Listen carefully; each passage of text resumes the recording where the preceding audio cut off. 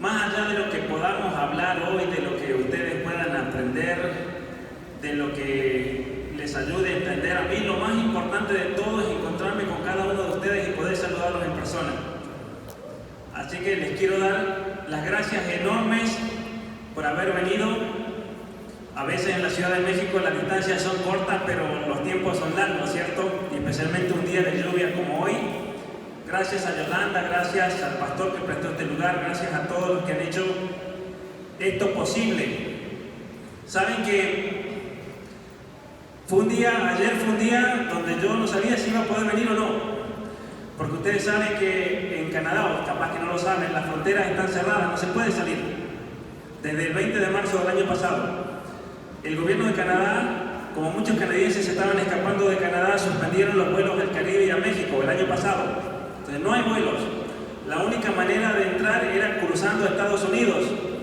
Pero la frontera de Estados Unidos está cerrada desde el 20 de marzo, no se puede pasar. Entonces yo me iba a arriesgar igual, que Dios me ayude. Y cuando el día miércoles a la noche armé la maleta, la metí en el carro para el otro día salir temprano hacia la frontera de Estados Unidos, y cuando le di vuelta la llave al carro, ¿saben qué pasó? Estaba muerto, pero muerto así, nada, ni siquiera un ruido hacía. Yo no sé qué pasó, para mí que el diablo ahí le gastó la batería. Y entonces dije, ¿qué hago ahora? Porque estoy lejísimo de la frontera con Estados Unidos, tengo que llegar a tomar un avión que sale a las 12, y digo, ¿qué hago ahora? Y le llamé a un amigo y le digo, ¿tú conoces a alguien que tenga un carro que me pueda prestar y se lo devuelvo el 7 de octubre? Y él me dice, sí, mi papá y mi mamá se fueron de Canadá y tienen el carro ahí, ellos no sé cuándo irán a volver. Así que me prestó su carro, el de los papás, y me vine a la frontera. Cuando llego a la frontera no había nadie porque estaba todo cerrado, vacío así todo, no había ni un carro, nada. Pero había un oficial parado, así que me fui ahí y me dice, ¿y usted qué hace acá? Y le digo, tengo que tomar un vuelo a la Ciudad de México. Ah, bueno, pase, me dice. Mire usted la gente que cruza por túneles, por muros. Solamente hay que ir nomás y decirle, ¿a qué va? Voy a la Ciudad de México, bueno, pase nomás. Y así fue que pasé. Nunca había sido tan fácil, ¿no?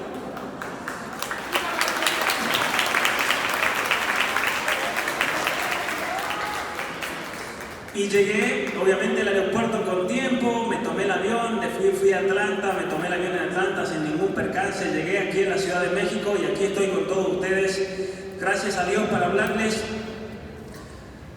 de un tema que a mí me parece importantísimo, que es una batalla cultural, ciertamente. Nosotros estamos en una guerra hoy en día, aunque sea una guerra de otra manera, aunque sea una guerra mucho más profunda que una guerra física o las guerras de antes donde todos los combatientes iban a un campo bien grande, se ponían de un lado del otro y se iban corriendo y el que derribaba más gente era el que ganaba, con las reglas de la guerra. Hoy en día es una guerra principalmente psicológica. Hoy en día la guerra que estamos padeciendo es una guerra profundamente espiritual también. ¿Y por qué es espiritual? Porque es una guerra que apunta a destruir lo más grande que existe en cada uno de nosotros, que es esa capacidad de relacionarnos con algo más trascendente, porque para el cristiano lo más importante que es la relación con Dios. La palabra religión, de hecho, viene de la palabra relación, relacionarse con Dios. Pero la capacidad de relacionarnos nosotros como comunidad, en una cultura, en una tradición.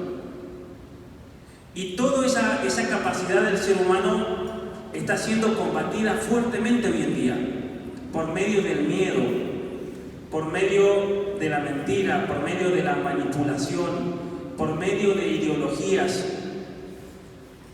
Y saben que quienes vivimos nosotros en el siglo XXI somos testigos de lo que yo aquí en este libro llamo un reseteo cultural. Hemos escuchado mucho la palabra reseteo el año pasado.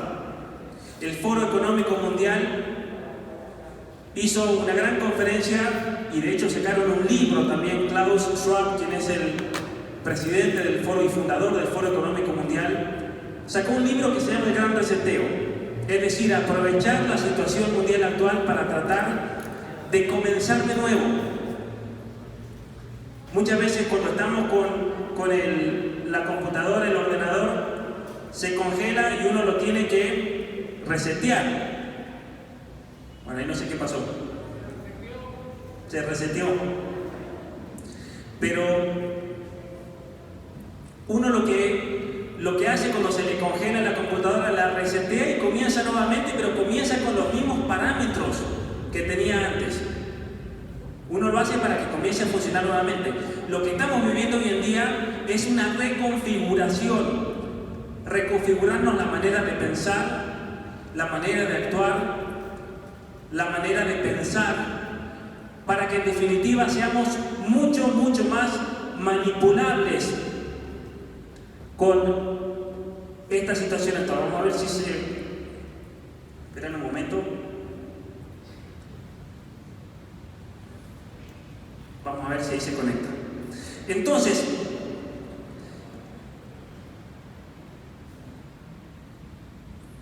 estaba funcionando bien y se salió.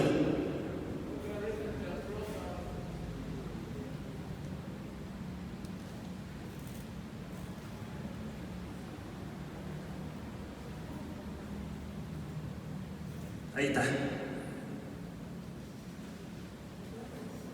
Muy bien. Y este reseteo cultural, este intento por hacernos pensar de una manera totalmente distinta, por acomodar nuestra sociedad, por acomodar y redefinir la política, la economía, la cultura, se manifiesta de manera especial en lo que se llama la Agenda 2030 para el Desarrollo Sustentable. Esta Agenda 2030, vamos a explicar por qué hay elementos que son realmente perversos y peligrosísimos para una nación como México. Pero quien crea que el reseteo que plantean estos ideólogos es un reseteo solamente económico, o tal vez un reseteo político, o que incluye solamente cuestiones políticas, cuestiones económicas, está dejando de lado el elemento principal de toda sociedad. ¿Por qué es eso? Y es lo que vamos a explicar a lo largo de esta conferencia. Nuestra sociedad es como una pirámide, como la que vemos ahí. Podemos elegir otras figuras también. Pero yo elegí esta pirámide porque una pirámide exige, por una cuestión de diseño, que la parte superior se apoye sobre la parte del medio y la parte del medio sobre la parte inferior. Es como una casa. Uno no puede hacer un techo si no tiene columnas, si no tiene paredes, si no tiene un piso, un fundamento. Y esto nos va a hacer entender la importancia del orden de los elementos de nuestra sociedad. En todo país, en toda ciudad, en toda cultura, tenemos estos tres elementos que se van entrelazando y se van mezclando, obviamente. Incluso en el plano internacional tenemos la dimensión económica, la economía, la dimensión política y la cultura. Y estas tres dimensiones están muy entrelazadas, se van influyendo mutuamente. Situaciones económicas, por ejemplo, pueden influir la cultura. ¿De qué manera es eso? Si en una sociedad hay mucha pobreza, si no hay trabajo, si hay escasez, ¿la gente en qué va a pensar? En comer. Y cuando la gente tiene que sobrevivir para poder comer, no va a tener tiempo para la cultura.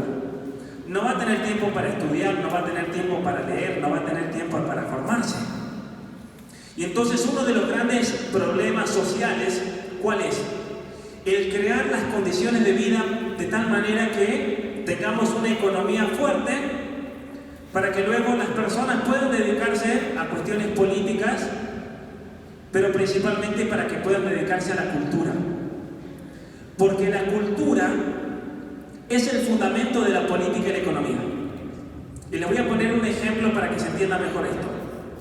Canadá es un país donde yo vivo que lamentablemente está con un problema demográfico gigantesco.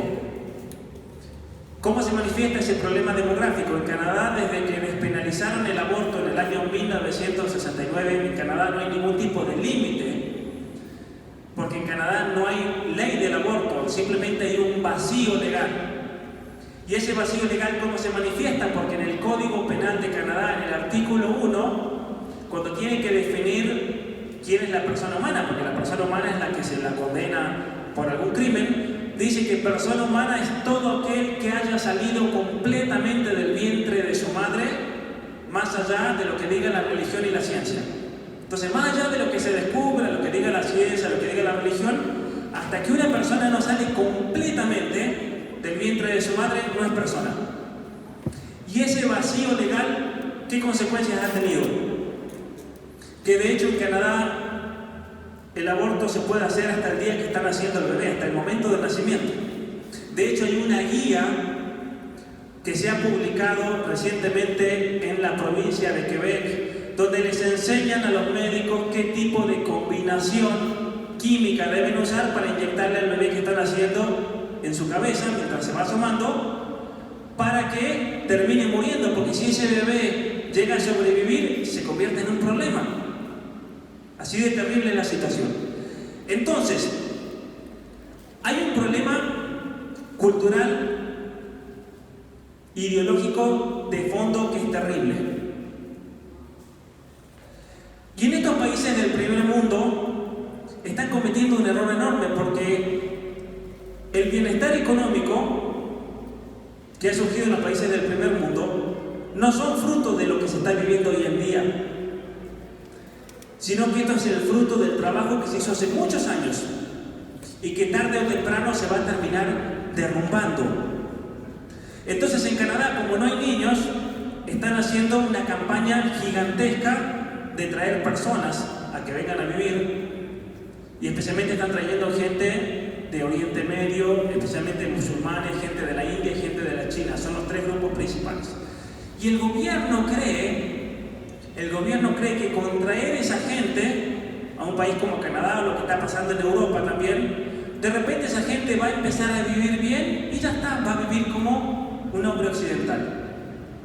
¿Y saben qué pasa? No va a pasar así.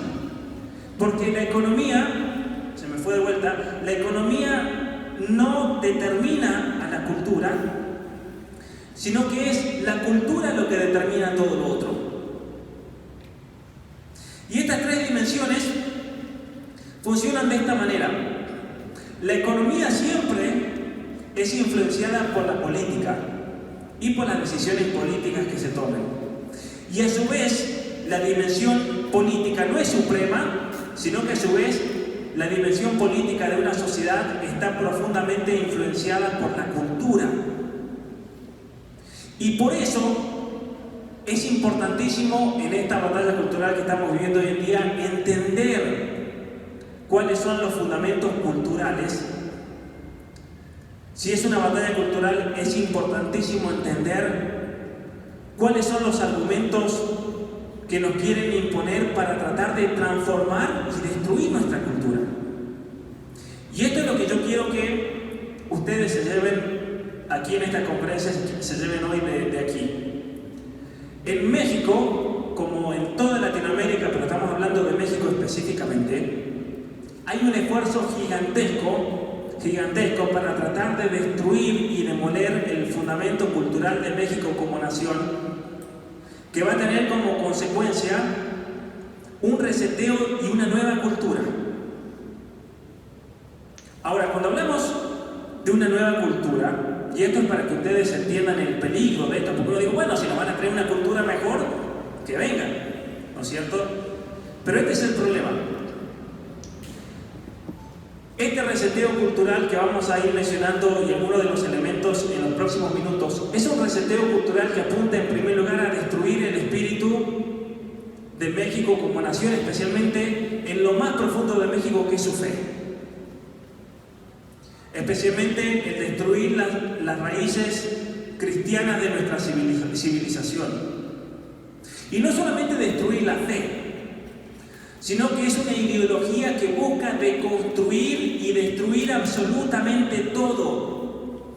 ¿Qué significa deconstruir y destruir absolutamente todo? Que debemos destruir absolutamente todas las nociones, como el hecho de que somos hombres, el hecho de que somos mujeres, el hecho de la familia, el hecho de nuestra propia historia. Y entonces, ¿de dónde surge todo ese sometimiento? ¿De dónde surge toda esta subyugación cultural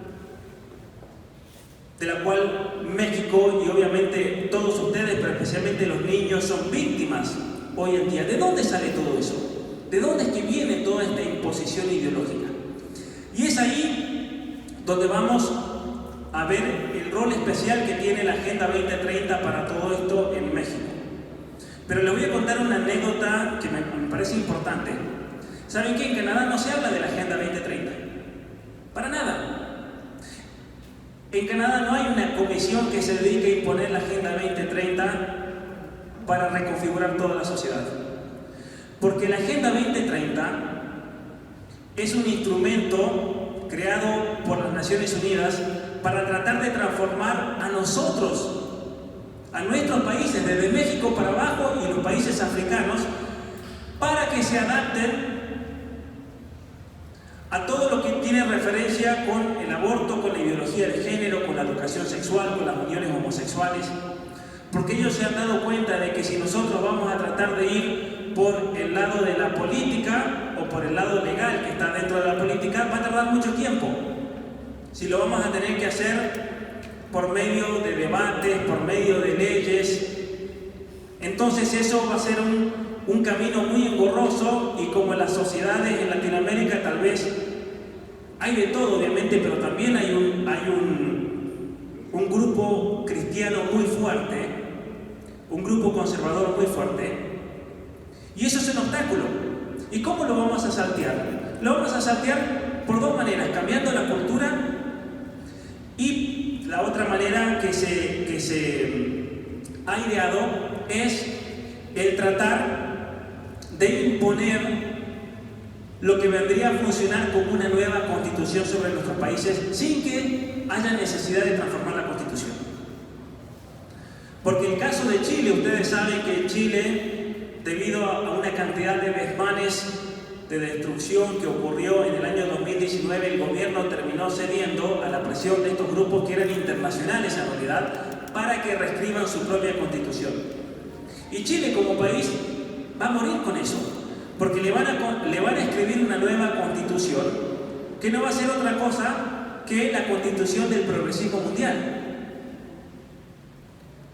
Pero a países como México o el resto de Latinoamérica, en los cuales hoy por hoy es imposible pensar que van a llevar la constitución a debate y hacerla de vuelta, lo que están haciendo es reemplazarla por medio de una agenda que directamente nos viene a imponer algo totalmente nuevo. Y Jonathan me había pedido que presente este libro.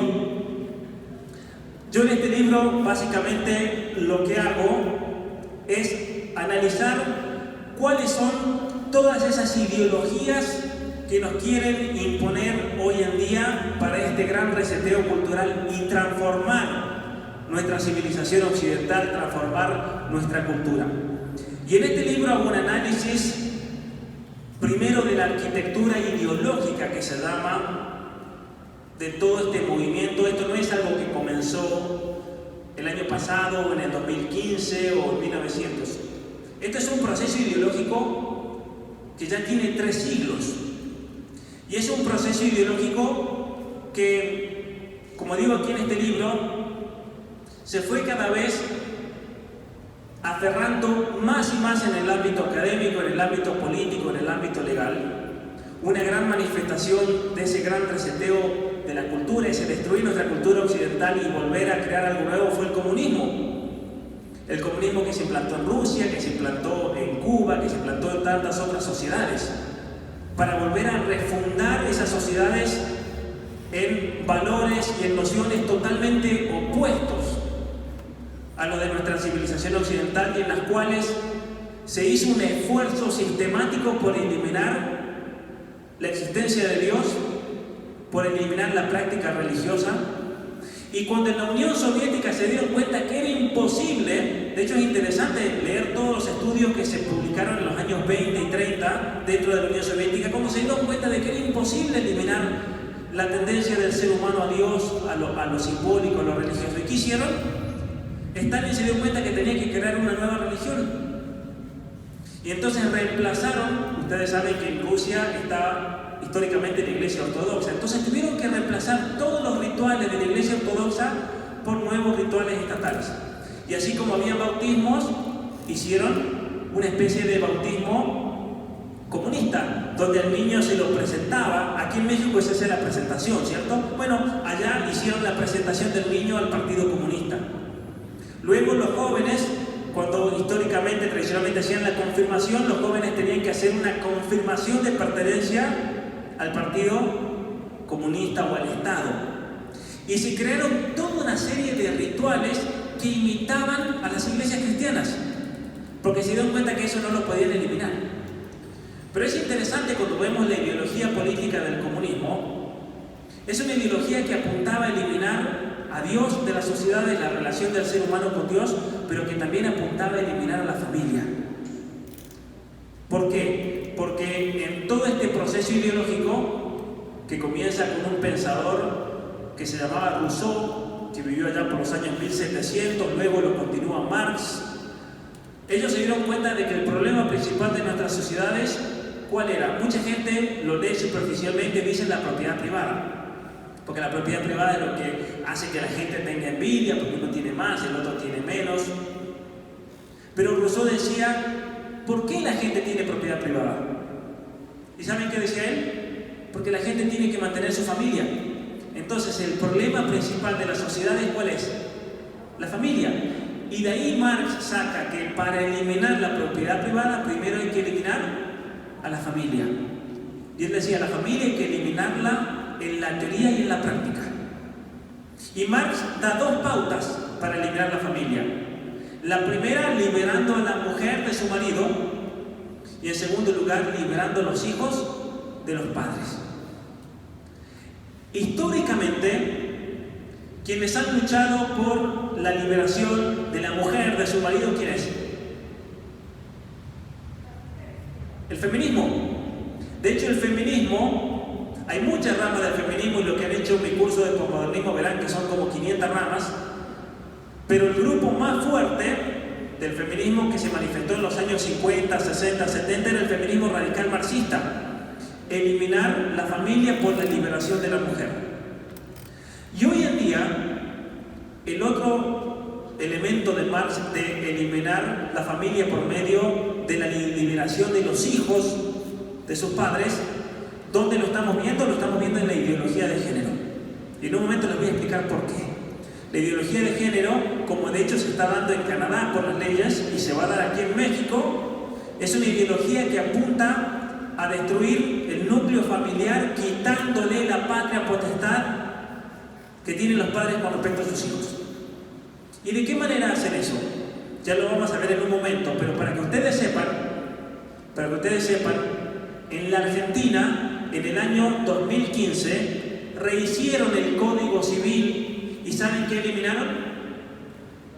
La patria potestad. En Argentina, hoy en día, los padres, y no saben, cuando yo me he seguido a dar conferencias, salvo los que son abogados en el grupo, la gente no sabe que ya no hay patria potestad. ¿Qué significa eso? Significa que un niño puede ir a un aeropuerto. Yo cuando tenía 17 años tuve la oportunidad de viajar a Europa. Y fue un problema porque necesitamos el permiso del papá, el permiso de la mamá, había que ir al notario con esos papeles y uno tenía que ir con eso, si no, al gobierno lo dejaban subir. Hoy en día en Argentina un niño puede ir al aeropuerto y dice, me quiero ir, y lo tienen que dejar porque el niño tiene autonomía. En Chile se está debatiendo una ley de la autonomía progresiva del niño. El niño, a medida que va creciendo, va adquiriendo autonomía.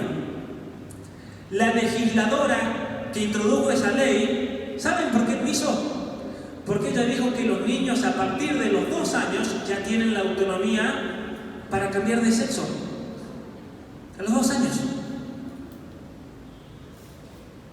Y ahora vamos al caso de Canadá. En Canadá, la Corte Suprema sentenció en el año 2019, en febrero de 2019, que los padres no tienen patria potestad sobre sus hijos cuando se trata de cuestiones de identidad de género y orientación sexual. No hay. No tienen patria potestad. Entonces, ¿qué pasa? Una niña de 12 años que tenía serios problemas psicológicos, por problemas familiares también, fue identificada en la escuela por una psicóloga del género. Allá en Canadá las escuelas tienen psicólogas del género, en Estados Unidos, en muchos estados también, que son psicólogos que van a la escuela y van a analizar los niños y su comportamiento y van a tratar de determinar quién de esos niños tal vez está escondiendo una identidad de género, una orientación sexual. Y el reprimir, esconder esa orientación sexual y identidad de género es la causa de todos los problemas que padecen.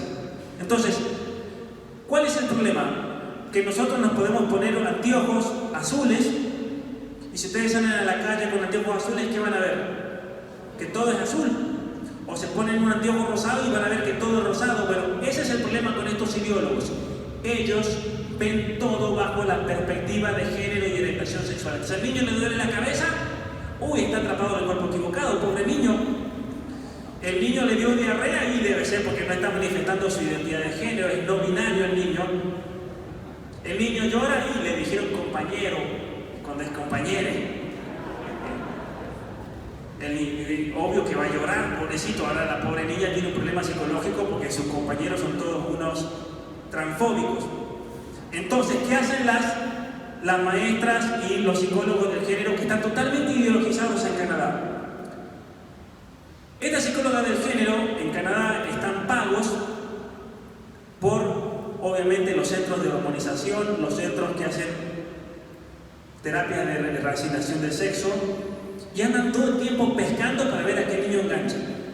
A esta niña, que es de la provincia de British Columbia, que tenía problemas de psicosis, de hecho estaba en tratamiento psiquiátrico, dijeron: el problema de esta niña es que está atrapada en el cuerpo equivocado, un varón, por eso todo lo que sufre.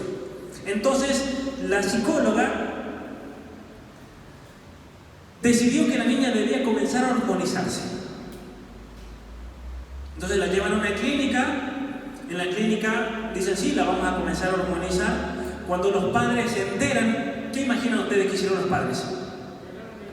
Pero ni loco, a mi hija no me la tocan. ¿Qué hicieron los grupos LGBT que estaban detrás de toda la movida? Los denunciaron. Entonces los denuncian, van a la corte y en la corte el juez sentencia en contra de los padres. Los padres perdieron el caso. O sea, los grupos LGBT tenían más autoridad sobre la niña que los propios padres. Entonces los padres apelan. El caso, como era una corte superior, llega a la Corte Suprema. La Corte Suprema, ¿qué dice? La Corte Suprema dice que en cuestiones de identidad de género y orientación sexual, los niños tienen potestad absoluta y nadie nos puede contradecir. Entonces, ese padre se negó a que a su hija la hormonicen, y en este momento ese padre está en prisión en Canadá por haberse negado a que le hormonicen a su hija. Otra historia para que entiendan toda esta locura de lo que se viene aquí en México. Porque yo cuando he ido a conferencias, yo le digo a la gente: ¿saben qué? Esto es como un libro. Ustedes aquí en México están viviendo los primeros capítulos de este gran reseteo cultural. Porque nos lo dicen ellos mismos, la revista Time habla de un gran reseteo. Ese es el libro que yo les decía, COVID-19, el gran reseteo. Este reseteo cultural aquí en México se está viviendo la primera parte. En países como Canadá estamos en la conclusión. Esta historia la conocemos. En abril del año pasado me contacta una familia de Canadá. Él es salvadoreño, la mamá es dominicana. Y me dicen, estaban aterrados, fueron a su iglesia, le contaron al sacerdote. El padre de esa iglesia me había invitado a mí a dar una conferencia el año antes y me dijo, le dijo a ellos, tienen que hablar con él. Así que me llaman y me cuentan su historia. Resulta que la mamá recibió una caja en el correo. Todos los niños estaban en cuarentena, tenían clases en línea, la mamá abre la caja y se asusta porque ve esas cápsulas que se usan para las jeringas. Y venía el nombre del niño. Entonces la mamá no sabía qué era, pero venía con una indicación de la enfermera de la escuela. Resulta que la enfermera de la escuela le había enviado al niño bloqueadores hormonales para que comience un tratamiento de reasignación de sexo y le indicaba a qué clínica debía ir para que se lo pongan una vez por semana. Pero la mamá no sabía lo que era. Ella puso en internet qué remedio era y el remedio decía que era un remedio para niños que tenían pubertad precoz. Entonces, por ejemplo, cuando una niña comienza a menstruar a los 6 años es un problema grave que debe ser solucionado y se le dan bloqueadores hormonales para que el ciclo le comience cuando corresponde, porque si no eso tiene problemas en los órganos, en el crecimiento, en los huesos. Es para eso que se inventaron los bloqueadores hormonales. Pero estos activistas usan los bloqueadores hormonales para que un niño o una niña no desarrolle el cuerpo de manera natural, para que no se masculinice en el caso de un hombre o para que no se feminice en el caso de una mujer. Le habían mandado bloqueadores hormonales al niño sin el conocimiento y el consentimiento de los padres. Ni sabían ellos, no tenían ni idea. Luego, en toda esta situación, una señora mexicana que me había comprado los libros, que había leído El atrapado en el cuerpo equivocado, que vive ahí en Canadá, también me contacta, una señora de Monterrey y su esposo, y me dicen: Pablo, tenemos un problema en la escuela. Parece que los inmigrantes los agarran derechito en Canadá porque saben que los inmigrantes no van a tener miedo, que los expulsen, van a tener miedo que les quiten la residencia o que les quiten la visa. Entonces, yo he descubierto que en Canadá los grupos inmigrantes atacan, los grupos LGBT atacan especialmente a los inmigrantes porque a veces no saben cómo defenderse en una situación así. Y esta señora me dice: recibí el reporte de mi hija con sus notas de la escuela donde va, pero venía con otro nombre, mismo apellido pero el nombre de varón. Entonces ella llama a la escuela a decirle que le habían mandado el reporte equivocado porque claro, como es el mismo apellido, se confundieron. ¿Y saben qué le dijo el maestro? Le dijo: no, es el de su hija, de su hija, pero le pusimos un nombre masculino porque allá en México ustedes son muy machistas y ustedes imponen a los hijos ser hombres o ser mujeres, entonces ella tiene que experimentar otro rol de sexo porque si no ella va a tener problemas psicológicos, problemas de salud. Entonces le pusimos un nombre de varón para que experimente ser varón, sin que ni siquiera los padres supiesen. Y tienen un nivel de impunidad enorme porque saben que en cuestiones de orientación sexual e identidad de género los padres que no tienen potestad sobre sus hijos. Y esto yo creo que es lo más profundo de todo este reseteo. Pero de fondo hay una cosa profundamente cultural también. Una cosa cultural que se manifiesta de manera especial en toda la agenda abortista, en la ideología de género, en toda esta mentalidad progresista, porque a nuestros hijos, y esto es lo que yo les quería mencionar recién con la tríada esta, si nosotros queremos destruir un país, ¿saben qué tienen que hacer ustedes? No tienen que destruir la economía, sí, lo pueden dañar, pero a Polonia le metieron el comunismo, le destruyeron la economía, la gente era esclava, se morían de hambre, le destruyeron el orden político. Pero ¿saben cómo los polacos salieron adelante del comunismo? Por la cultura. ¿Por qué? Porque en Polonia hubo un grupo de polacos, uno de ellos era el que después fue Juan Pablo II, que se dieron cuenta de que nos pueden destruir la economía, nos pueden destruir la política, pero nunca nos pueden destruir nuestra alma nacional y nuestra cultura. Entonces, ¿saben qué empezaron a hacer? Y ustedes van a decir: pero así fue que derrotaron al comunismo, sin armas, sin nada. ¿Saben qué empezaron a hacer? Empezaron a estudiar la cultura occidental en grupos secretos. Empezaron a leer los grandes libros de la literatura, empezaron a leer las grandes obras de teatro de la literatura polaca, la empezaron a representar para que eso quede vivo. Empezaron, obviamente, que a aferrarse en cuestiones de fe, en todo lo que significa lo más profundo de la civilización occidental. De tal manera que cuando el comunismo cayó el orden político, el orden económico comunista, tenían cultura. Porque si no le hubiera pasado lo que le pasó a muchos países que eran comunistas, cayó el comunismo porque el comunismo no funciona en ningún lado, pero se quedan sin cultura y el resultado de eso, ¿qué es? Es un desastre. Y por eso el fundamento de toda sociedad siempre es la cultura, y es lo que nosotros tenemos que tratar de salvar. Porque si nos concentramos solamente en la política o nos concentramos solamente en que tengamos una buena economía y nos olvidamos de la cultura, nos van a destruir. Porque hay un intento serio y verdadero de destruir la cultura de nuestros pueblos hispanos. Eso es una realidad. Es una realidad absoluta. Y entonces vamos a hablar un poquito de la palabra cultura. La palabra cultura viene de una palabra en latín que es cultus.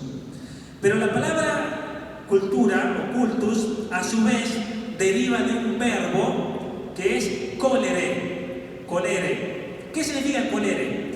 Es interesante porque en latín, ustedes saben que nuestro idioma español proviene del latín. Y en latín, una palabra a veces tiene muchos significados que luego cuando se traduce al español no se traduce como una sola palabra, sino que se pierde ese sentido original y se traduce en distintas palabras distintas. Entonces, colere en latín significa habitar una casa, por ejemplo, significa cultivar. Entonces, cuando uno decía, voy a cultivar papas, ¿qué palabra se usaba? Colere. También se usaba para la palabra proteger, para proteger la familia, colere, para honrar con adoración. Entonces, cuando la gente iba al culto, voy a colere, decían los romanos, los primeros cristianos. ¿A qué va a las catacumbas? Voy a rendir culto, y usaban la palabra colere, la misma que usaban para cultivar.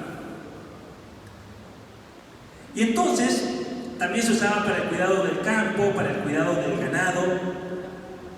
Entonces, colere, cuando se traduce al español y a muchas de las otras lenguas romances, se dividen los significados. La palabra colere significaba habitar una casa, y de ahí viene la palabra colonia. Aquí en México tienen colonias, el lugar donde se habita. Esa es la colonia. O la colonia, por ejemplo, los romanos tenían colonias por todo el imperio, era donde habitaba, viene de colere. ¿Por qué? Porque íbamos a ese lugar y ahí construíamos una nueva casa y extendíamos nuestra civilización.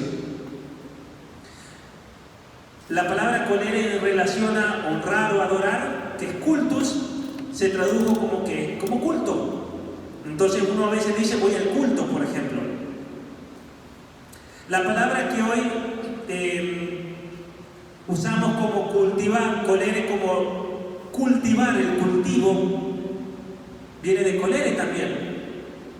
Y luego tenemos la palabra, así como cuidábamos a las vacas, como cuidábamos al ganado, en relación a cuidar a la persona humana, tenemos la palabra cultura, cultivar a la persona humana. Entonces, ¿qué significa la palabra cultura? Significa todo aquello que me hace crecer como una persona. Mi conocimiento, todo tipo de conocimiento que pueda adquirir, el modo de vida, el modo de ser de una nación, los valores, la familia, la educación, el trabajo, el esforzarse, todo eso es la cultura de un pueblo. Y entonces por eso la clave está aquí. Si nosotros queremos destruir a una nación, lo que tenemos que hacer, ¿qué es? Destruir su cultura. ¿Y cómo le vamos a destruir la cultura a una nación? Se la vamos a destruir, históricamente íbamos a someter a un pueblo, había que dominarlo, de tal manera que nosotros podamos, por ejemplo,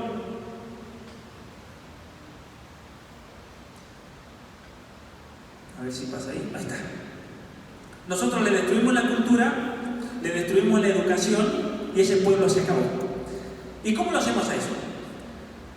Las grandes fundaciones internacionalistas, globalistas, que trabajan y que están detrás de las Naciones Unidas, tales como la Open Society, por ejemplo, que es una de las fundaciones que mantiene el feminismo aquí en México, que mantiene todo lo relacionado al debate del aborto, que busca transformar la Secretaría de Educación Pública de tal manera que sus hijos los ideologicen. Ellos no son tontos, ellos saben, si un país como Argentina lo queremos destruir, ¿qué tenemos que hacer? Hagamos un contrato con el Ministerio de Educación de la Argentina de tal manera que hoy en día, esto es la página del gobierno de Argentina, marzo del 2020, justo cuando comienzan las cuarentenas, la Open Society se hace cargo de la educación de la Argentina en todos sus niveles. Entonces, hoy en día, si ustedes me preguntan, ¿cómo puede ser que en Argentina, que había tanta educación, que había un nivel de alfabetización tan alto, que los niños sabían, al menos sabían leyendo, salían de la escuela sabiendo leer, escribir, matemática? Hoy en día, la educación es un desastre en Argentina. Es un desastre absoluto. Porque los niños van a la escuela y saben que aprenden, es toda educación sexual, es toda ideología de género, es todo de construcción, es todo posmodernismo. No aprenden absolutamente nada. ¿Y eso por qué es?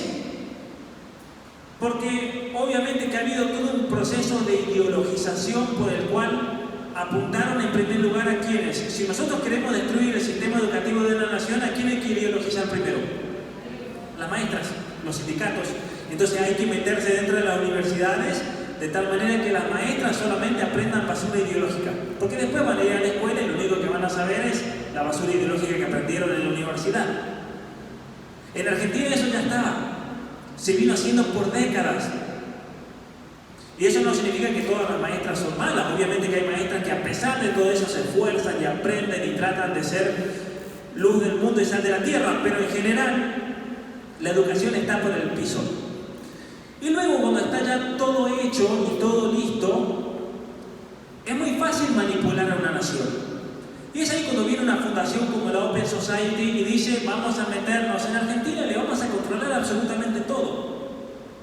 Entonces, hubieron elecciones en Argentina hace una semana. Y hay un candidato que se llama Milei, tal vez muchos de ustedes lo conozcan, pero lo que quiero decir ahora al respecto es lo siguiente. Un diario de Argentina esta mañana sacó un artículo en el que decía, ¿cómo puede ser que los jóvenes que han sido instruidos en feminismo y en identidad de género fueron a votar por Milei? ¿Cómo puede ser eso? Nos fracasó. De hecho, el diario se lamentaba. Un diario que se llama Página 12 de Argentina. Es un diario de lo más ideológico que hay en Argentina.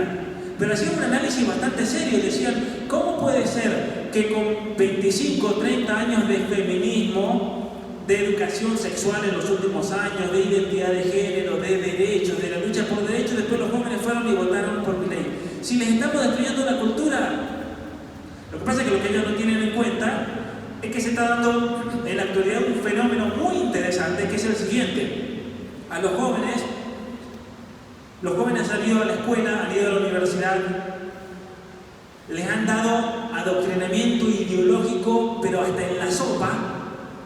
Y saben que el adoctrinamiento ideológico no atrae por sí mismo. Entonces los jóvenes, los que han tenido la viveza de empezar a buscar por su propia cuenta alguna otra fuente de verdad, ¿a dónde se han metido? A las redes sociales. Se han metido en YouTube y de repente en YouTube se han encontrado con charlas, con conferencias, con entrevistas, con cursos y se han empezado a formar por su propia cuenta.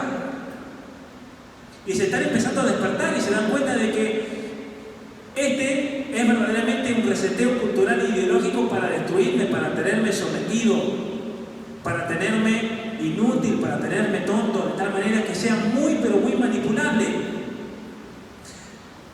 Y es por eso que yo en el año 2017 tomé una decisión. Yo dije, o yo puedo ir a una universidad y enseñar y darle clases a cuantos alumnos que puedan entrar con aula, no muchos, 30, 40, 100 en el mejor de los casos, alguna vez alguna conferencia. Entonces yo dije, hay que salir de ese sistema, porque en primer lugar la universidad está copada por el progresismo. En Canadá, por ejemplo, y en Estados Unidos, en la mayoría de las universidades hoy para poder enseñar hay que hacer una profesión de fe, ¿sabían ustedes? Pero yo uso la palabra profesión de fe porque es una copia En realidad es una profesión de fe del progresismo, de que uno está a favor de la identidad de género, de las orientaciones sexuales, de la inclusividad, de la tolerancia, de la deconstrucción, que está en contra de la masculinidad tóxica. Y la persona que presente la mejor profesión de fe postmoderna es la persona que consigue el trabajo. Es así como se decide quién va a enseñar. No importa ahora si la persona sea inteligente, si la persona tenga conocimiento, si tiene información. La persona que sea más progresista, a esa le vamos a dar una posición. Y eso también explica esto. Mucha gente me dice, pero si la agenda de género, el aborto, LGBT, es toda una agenda de la izquierda, ¿cómo puede ser que todas estas compañías capitalistas están todas metidas en esto? Porque ellos se han dado cuenta de que ese reseteo cultural ya está hecho. Ese es el problema. Como decía este diario, página 12, todos estos jóvenes ya han sido educados en feminismo, en teoría de género, en posmodernismo. Ya está, ellos ya han perdido su cultura y es muy fácil manipularlos. Y entonces, como ese es el espíritu social del momento, como eso es lo que vende, como ya han destruido nuestra cultura, ellos no tienen problema en poner todo esto porque saben que no van a tener un rechazo social. Sí, tal vez tendrán un rechazo de nosotros, pero ¿cuántos somos nosotros? Somos una minoría. Esto es signo de que ese reseteo cultural no solamente que ya comenzó hace décadas, incluso comenzó hace siglos, sino que de hecho se está imponiendo. Y estamos aquí ante un quiebre y un cambio de cultura. Eso es lo más terrible de todo. Vivimos, de hecho, y tal vez ustedes que viven en México, donde todavía hay una cultura generalmente cristiana o católica, hay muchos elementos religiosos, no se nota tanto. Pero en países como Canadá o países como el norte de Europa, son países totalmente paganos. Pero no es un paganismo como el que había antes del cristianismo, sino que es un neopaganismo. Es decir, que es una sociedad que en un momento conoció a Dios, que en un momento tuvo su propia civilización, su cultura, y hoy en día la está destruyendo porque está renegando de ella. ¿Y cómo la está destruyendo? La está destruyendo, en definitiva, con todo lo que es el posmodernismo y todas las ideologías que se siguen del posmodernismo. Por eso también al destruir esa cultura, todos estos países se van a terminar hundiendo. No hay otra opción. No hay otra opción porque si en países como Canadá, en países como Europa, en países como, o pasa también en muchos de los Estados Unidos, todo lo que los niños, los jóvenes, los estudiantes universitarios aprenden es ideología, va a llegar un momento en que esas sociedades van a terminar colapsando porque lo único que van a tener es gente inútil. Van a tener especialistas en género, van a tener especialistas en estudios de la obesidad, van a tener especialistas en teoría crítica de la raza, van a tener especialistas en teoría queer, van a tener especialistas en estudios de la discapacidad. ¿Y saben cuál es el problema con todas esas ideologías del posmodernismo? El problema práctico, que no sirven para nada. Y no solamente que no sirven para nada, sino que son un virus intelectual tan potente, que impide que la persona que ha sido picada con ese virus intelectual pueda razonar y pueda pensar. Como vamos a ver en algunos ejemplos en un momento. Entonces, hay tres cosas que tenemos que notar entonces en nuestra sociedad de hoy. Porque muchos nos preguntamos, ¿cómo es posible entonces que las grandes corporaciones, las grandes fundaciones metacapitalistas, la Fundación Gates, por ejemplo, que es mantenida por una de las personas más ricas del planeta Tierra, la Fundación, la Open Society de Soros, la Fundación Rockefeller, ¿cómo puede ser que todas estas fundaciones son las que en nuestros países están tomando la educación?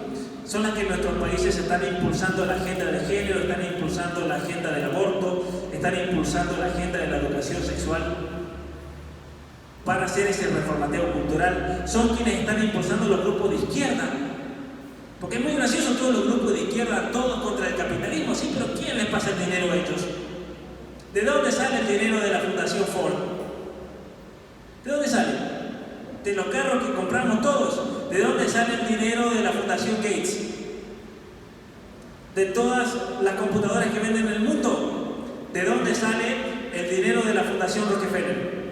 ¿De dónde sale? Cada vez que ustedes le van a echar combustible a su carro, de ahí sale el dinero para la Fundación Rockefeller, que después terminan todos estos grupos que están en contra del capitalismo y la economía y todo. Es decir, los usan porque son la mano de obra barata. Pero en realidad hay una revolución cultural que es mucho más amplia que lo que propaga la izquierda, que es el progresismo que engloba a toda nuestra sociedad, lamentablemente. Y por eso hay que distinguir tres cosas. Primero, el espíritu del hombre contemporáneo. Porque el ser humano contemporáneo y el tipo de ser humano que está sacando el posmodernismo es un ser totalmente individualista, egoísta, metido en sí mismo, en sus sentimientos, que nadie me vaya a ofender. Mi espacio es sagrado y si alguien me contradice se mete en mi espacio y eso me va a crear un shock emocional que me voy a poner a llorar delante de todos mis compañeros. Y eso no pasa solamente en Canadá, pasa aquí en México, como la compañera que se puso a llorar. Porque claro, le ofendió porque no usó el pronombre que correspondía. O sea, esa estupidez lamentablemente ya se ha instaurado en México, como se ha instalado en la mayoría de nuestros países. ¿Sí? Entonces, el ser humano contemporáneo, que es producto de todo este proceso de ideologización, es totalmente materialista, hedonista, solamente le importa el placer, los sentimientos, no piensa, y como no piensa, lo único que le queda, ¿cuál es la otra facultad? La voluntad. Pero como esa voluntad tiene que estar guiada por el pensamiento y no piensa, entonces ¿qué usan? Los sentimientos. Y es por eso que hoy para ellos los sentimientos son un argumento. No, pues yo lo siento así. Yo me siento hombre, entonces soy mujer, pero me siento hombre, entonces hombre. Y el que lo contradiga debe ir a la cárcel por transfóbico, por crimen de odio, porque no se pueden contradecir los sentimientos, aunque esos sentimientos sean falsos o que tengan un origen en un problema psicológico. En segundo lugar, tenemos que tener en cuenta que hay una agenda del género y una agenda de aborto que es central en todo este proceso de transformación cultural. Es central. Y después vamos a ver un poco por qué es que esto es central.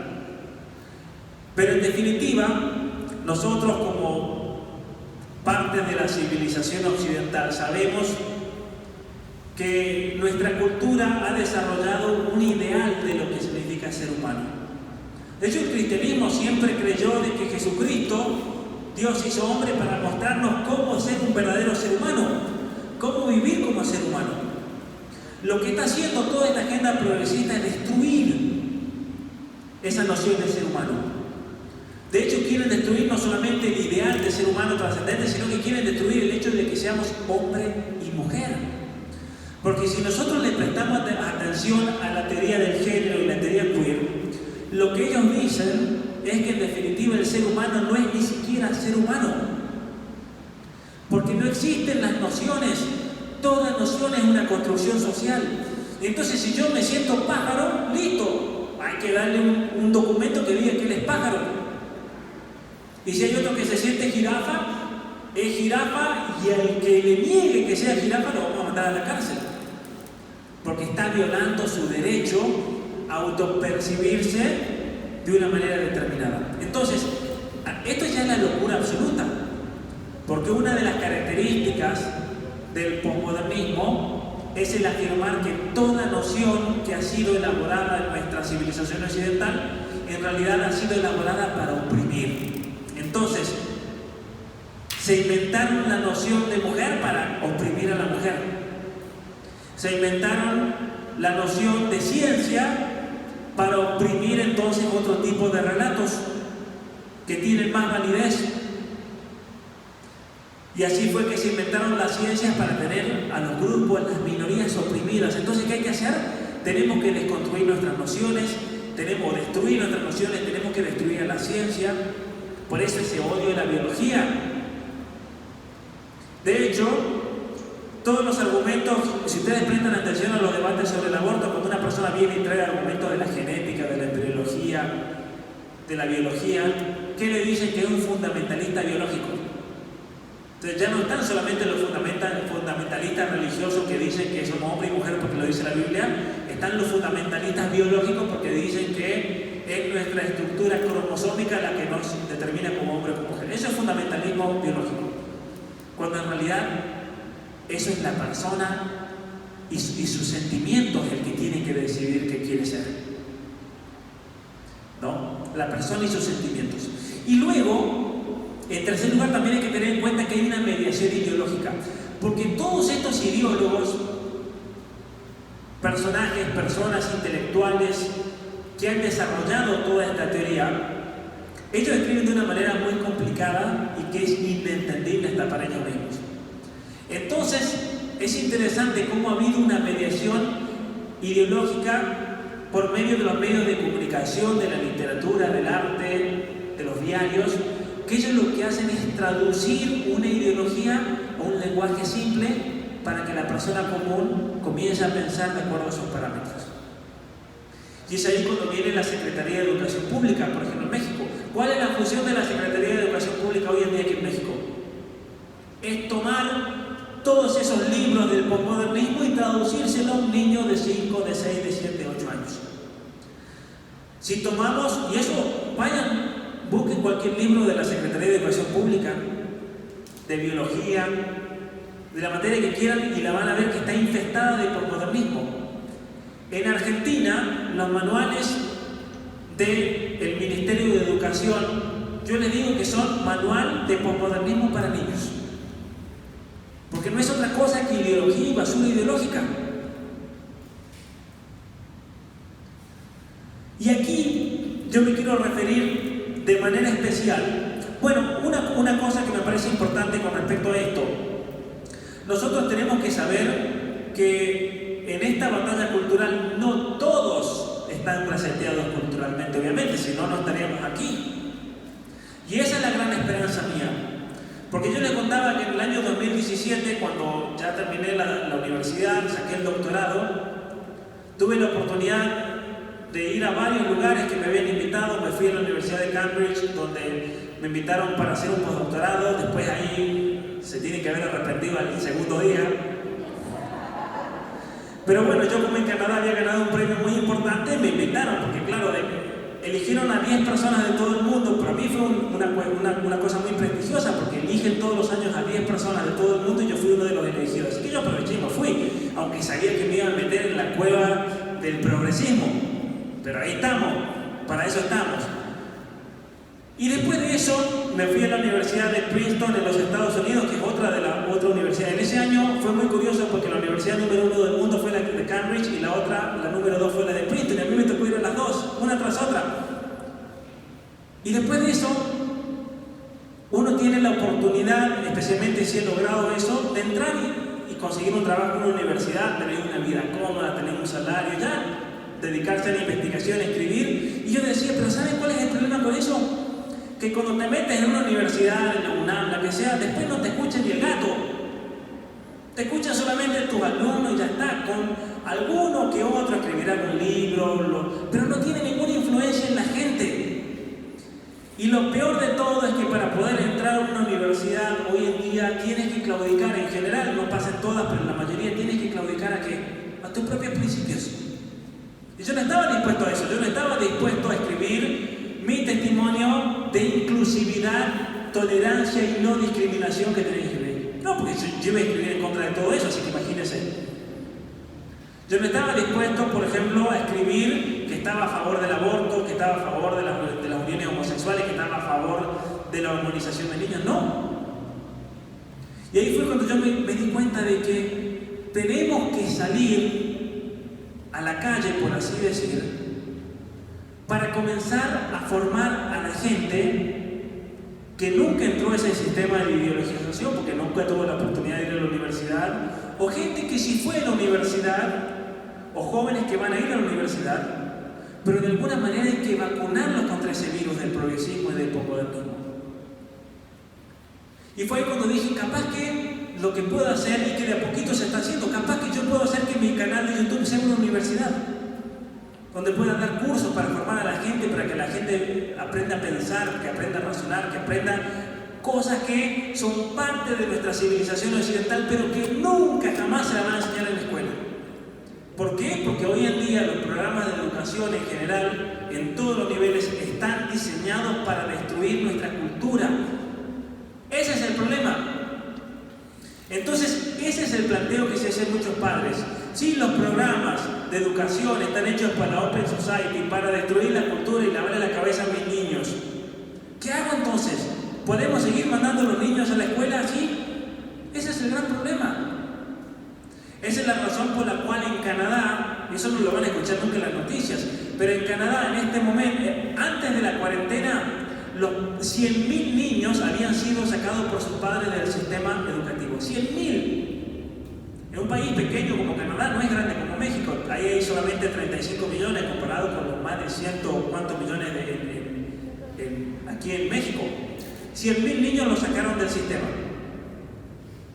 Pero yo sé por conocidos que trabajan en escuelas en Canadá que este año han tenido que cerrar escuelas y han tenido que cerrar posiciones porque faltan niños. ¿Y saben por qué faltan esos niños? El gobierno dice, no, porque los padres tienen miedo que se contagien. ¡Mentira! Es porque el año pasado los padres en Canadá estuvieron todo el día con sus hijos mientras ellos trabajaban, los niños hacían la escuela, y se dieron cuenta de que sus hijos solamente van a la escuela que los adoctrinen y les laven la cabeza, y nada más que eso, es basura ideológica. Y muchos papás dijeron, pero si para llevar a mi hijo a que escuche todo el día cuestiones de trans, cuestiones de orientación sexual, cuestiones de sexo, cuestiones de ideología de género, entonces para eso que haga otra cosa. Y es por eso que miles y miles de padres, no solamente esos 100.000 primeros del 2019, sino que posiblemente el doble, dejaron de mandar a sus hijos a la escuela por el nivel de adoctrinamiento ideológico. En los Estados Unidos el número es gigantesco de niños que los han sacado del sistema escolar, especialmente en estados como California, en estados como Nueva York, que son los peores, porque en definitiva la educación es solamente adoctrinamiento. Hoy en día, mandar a un niño a la escuela pública en la Argentina es entregárselo al enemigo. De hecho, muchos padres se dieron cuenta tarde cuando fue el debate por el aborto. De repente muchas familias cristianas, familias católicas, con jóvenes que iban a los grupos de la iglesia, de repente todos con el pañuelo verde. ¿Y saben por qué pasó eso? Porque los padres no se dieron cuenta que a sus hijos ya le habían lavado la cabeza totalmente. Porque los niños, lamentablemente, en general pasan más tiempo ¿dónde? En la escuela que en la casa. Y en la escuela, en general, a los niños, depende del país y depende del lugar, se los están adoctrinando. En Argentina el nivel de adoctrinamiento es espeluznante realmente. ¿Por qué? Porque en Argentina no metieron una clase de educación sexual, que es una materia como la matemática, la lengua, sino que en Argentina fueron inteligentes estos ideólogos, metieron la educación sexual en todas las materias. Entonces, cuando se enseña matemática, hay que enseñar matemática con educación sexual y perspectiva de género. Cuando se enseña literatura, hay que hacer una clase de educación sexual desde la literatura. Cuando lo que se imaginen es toda educación sexual en Argentina. Y varios jóvenes, cuando he dado conferencias en Argentina, como los jóvenes son perezosos, muchas veces no quieren estudiar, van a la clase, ¿qué le dicen? ¿Viene la maestra de matemática? Eso me lo han dicho jóvenes. Y nos faltan los que dicen, señorita, ¿sabe qué? No tenemos educación sexual en las otras materias, ¿por qué no nos hablas? Entonces en todas las clases hacen lo mismo, para no hacer nada. Y eso me lo dijo una chica de 15 años en Argentina que me dijo, doctor, ¿sabe qué? En mi escuela, todos los días, de lunes a viernes, en todas las horas, es toda educación sexual porque los jóvenes no quieren hacer nada, entonces prefieren escuchar eso, que tampoco es que les importe mucho. Muy bien, vamos a hablar un poquito de la Agenda 2030, porque la Agenda 2030 es una agenda que es clave en este reseteo cultural que estamos viviendo. Porque ¿qué es la Agenda 2030? Como lo dice ahí, es un plan globalista que en los hechos viene a suplantar la soberanía de nuestras naciones, de nuestros países, viene a suplantar las constituciones, como lo vamos a ver en el caso de México. Sí, tiene una constitución, pero el mismo gobierno dijo que de ahora en adelante la Agenda 2030 es la guía de todo. Y vamos a ver algunos documentos de aquí de México. Y se erige en principio y guía de toda decisión que se tome. Entonces, en cuanto a la práctica, la Agenda 2030 vendría a ser la constitución de todo este nuevo orden globalista, este nuevo orden mundial, este reorganizamiento, este gran reseteo. ¿Y cuál es el fin? El fin fundamental es imponer el aborto en el mundo, el control poblacional, la ideología de género como nuevo paradigma para entender al ser humano y que a su vez pone a la ecología, no a la persona humana, como el fundamento de toda decisión política. Y esto es importante que lo entiendan. Porque cuando nosotros hablamos de, ¿se acuerdan de ese triple nivel? Cultura, política, economía. Cuando nosotros hablamos de mejorar la economía de un país, ¿para qué lo hacemos? ¿Para que la ballena del mar tenga más comida?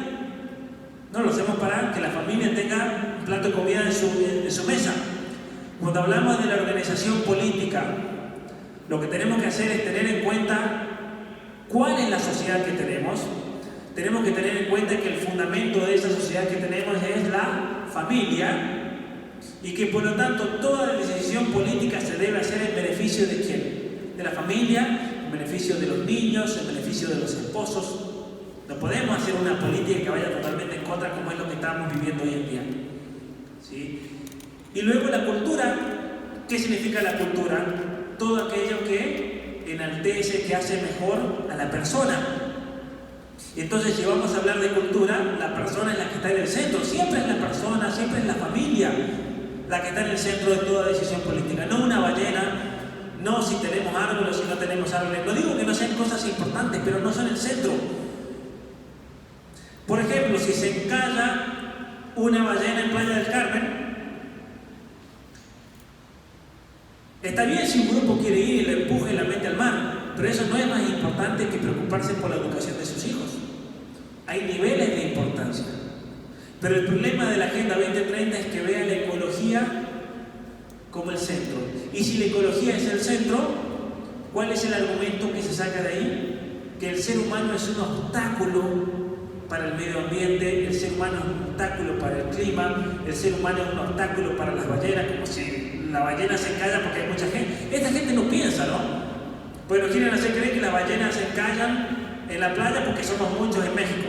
¿Qué tiene que ver una cosa con la otra? Ninguna. Pero la gente, como no piensa, se lo cree y dice, sí, hay mucha población en la Ciudad de México, por eso las ballenas se encallan en Argentina.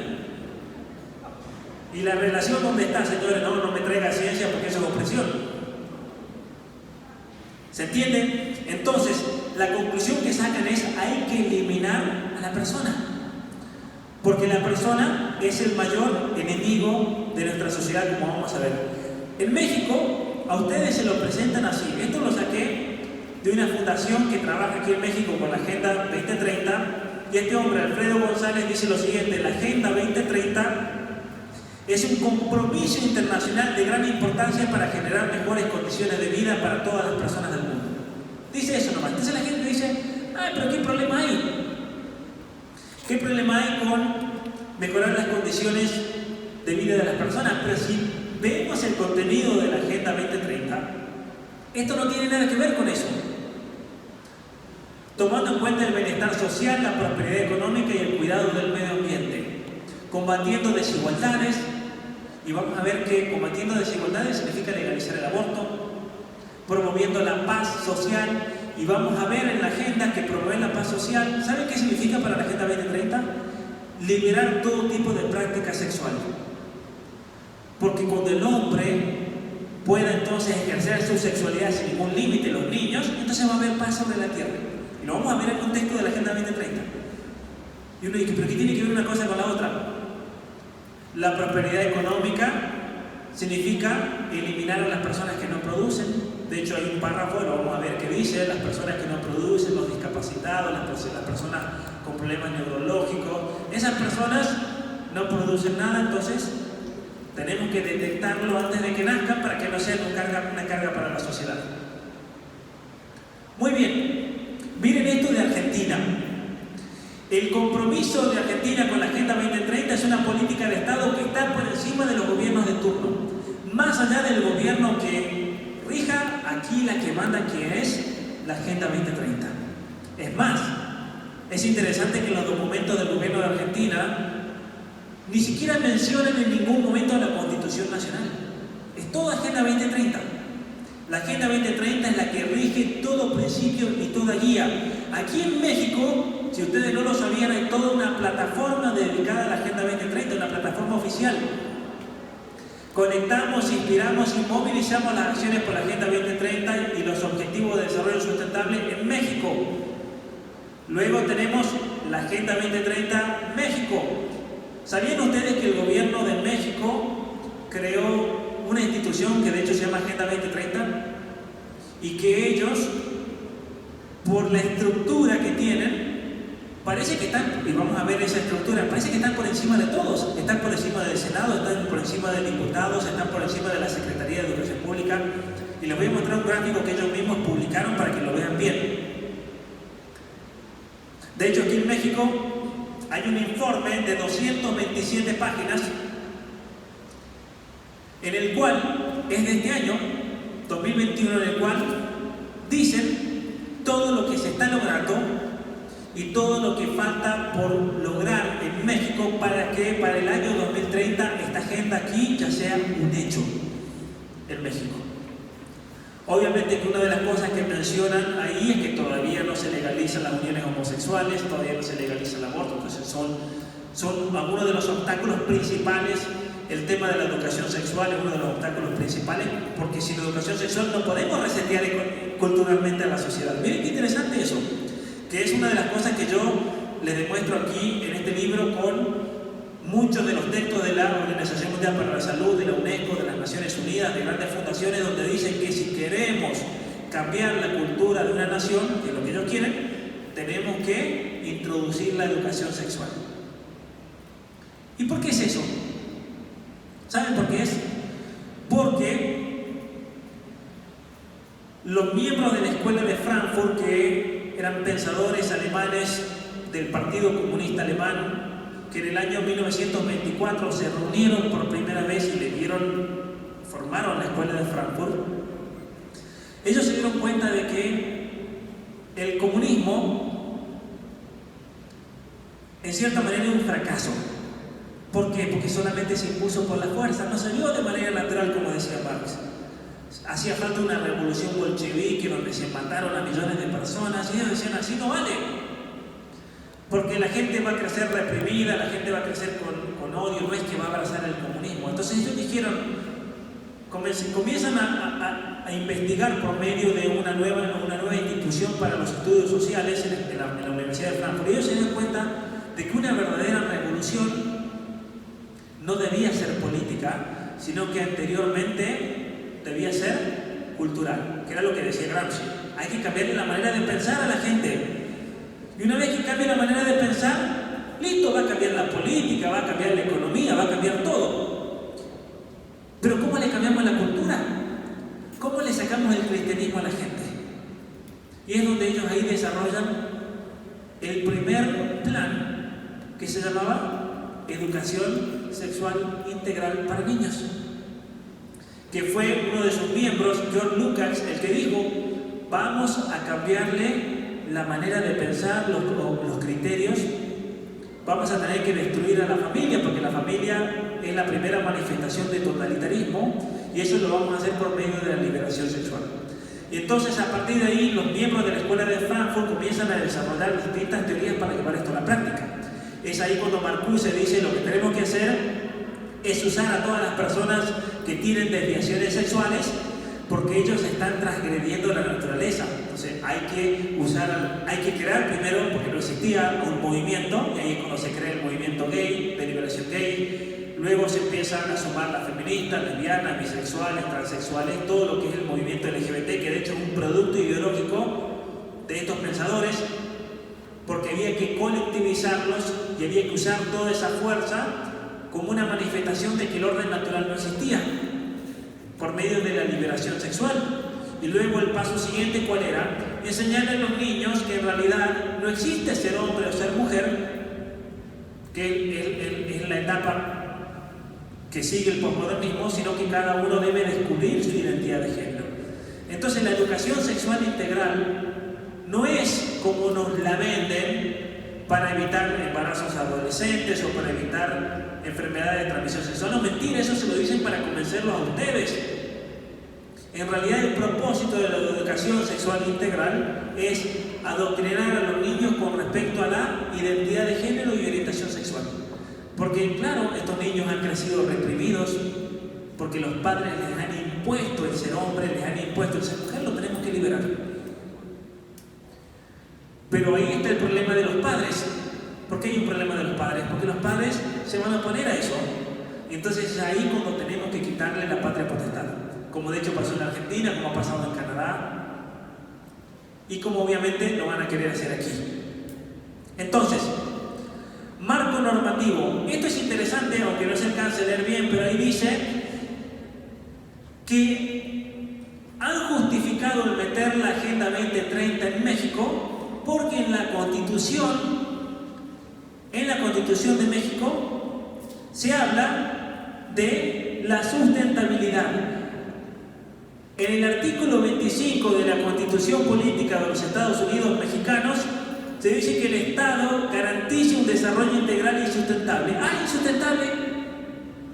Como ahí dice sustentable, ya está, la Agenda 2030 está en la Constitución de México.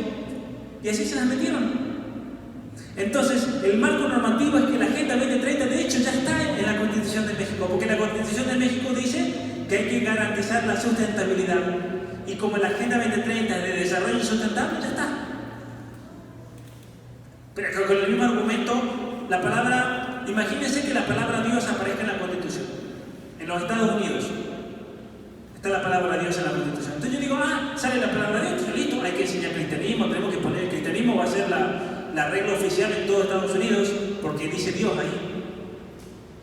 Pero una cosa no se sigue de la otra. ¿Se entiende? Entonces, este es el marco normativo que le han dado. Miren esto qué interesante de este reporte de 2021.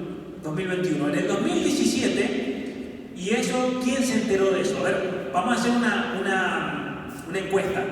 ¿Cuántos de ustedes la Agenda 2030 se aprobó en las Naciones Unidas para todos nuestros países en el año 2015? ¿Cuántos de ustedes fueron consultados?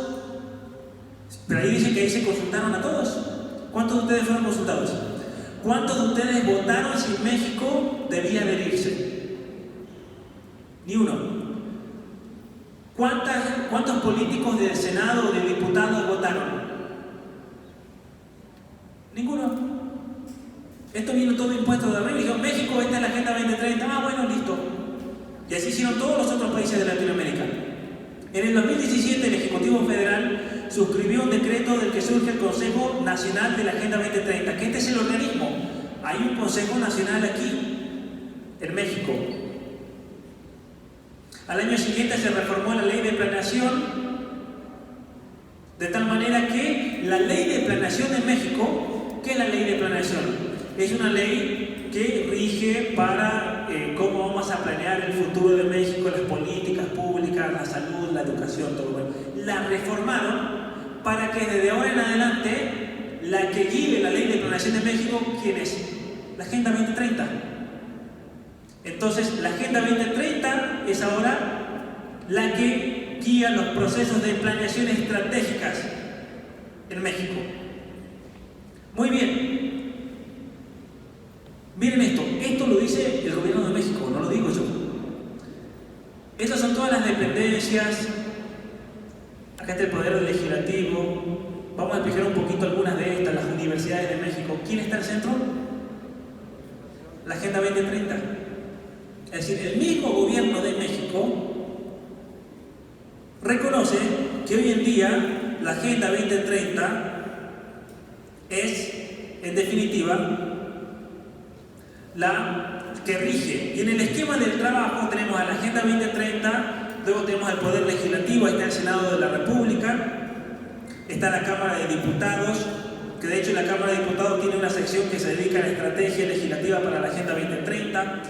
Ahí están las 32 entidades federativas, ustedes saben mejor que yo, los estados de México, que a través de sus órganos de seguimiento e instrumentación tienen que cumplir la Agenda 2030 en cada uno de los estados mexicanos. Está el INAFED. ¿Saben lo que es el INAFED? Es el Instituto Nacional para el Federalismo y Desarrollo Municipal. Es un instituto federal en México que se encarga de que en cada estado se cumplan las leyes federales. Bueno, lo han transformado para que ahora el INAFED se dedique a asegurarse que en cada uno de los estados se imponga la Agenda 2030. Entonces, hubo un caso la semana pasada en la Corte Suprema. Ustedes todos lo saben, ¿cierto? Con relación al aborto. Bueno, ¿en qué estado fue? Muy bien. Lo que pasó fue que en el Código Penal se penalizaba el aborto. ¿Quién fue a avisarle al gobierno y por qué se mete el gobierno y después fue la Corte Suprema de que ahí había un problema? La Comisión de la Agenda 2030. ¿Y saben por qué? Porque ellos dijeron lo siguiente: si se penaliza el aborto o si se penaliza un médico que hace aborto, va contra el objetivo 5 de desarrollo sustentable. Ese fue el argumento que usaron. Vamos en contra de lo que nos dijo las Naciones Unidas. Y no podemos ir en contra de eso, porque es ir en contra de la Agenda 2030. Entonces, para que lo veamos bien clarito, y lo van a ver de parte de ellos mismos, miren esto: Agenda 2030 en México. Hoy se da un paso más en el avance hacia el Objetivo de Desarrollo Sustentable 5, lograr la igualdad de género y empoderar a todas las mujeres y niñas. Día histórico para todas las mujeres, sobre todo para las más vulnerables. Se termina de tajo con la injusta criminalización de la mujer.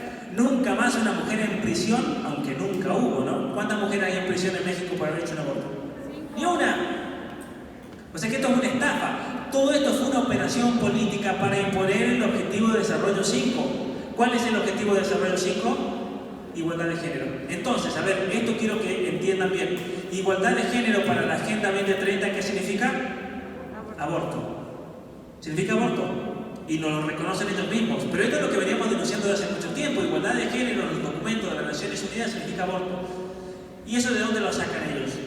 Ellos lo sacan de una pensadora norteamericana llamada Judith Thompson, quien, cuando fue el debate del aborto en los Estados Unidos en el año 1973, Roe versus Wade, los grupos abortistas usaron de su consejo para dar argumentos, y el argumento que ella dio fue muy interesante, porque yo después, años después, obviamente estudiando todo el trasfondo ideológico, filosófico, el argumento que esa mujer dio en la Corte Suprema reconocía que había una vida y había un niño.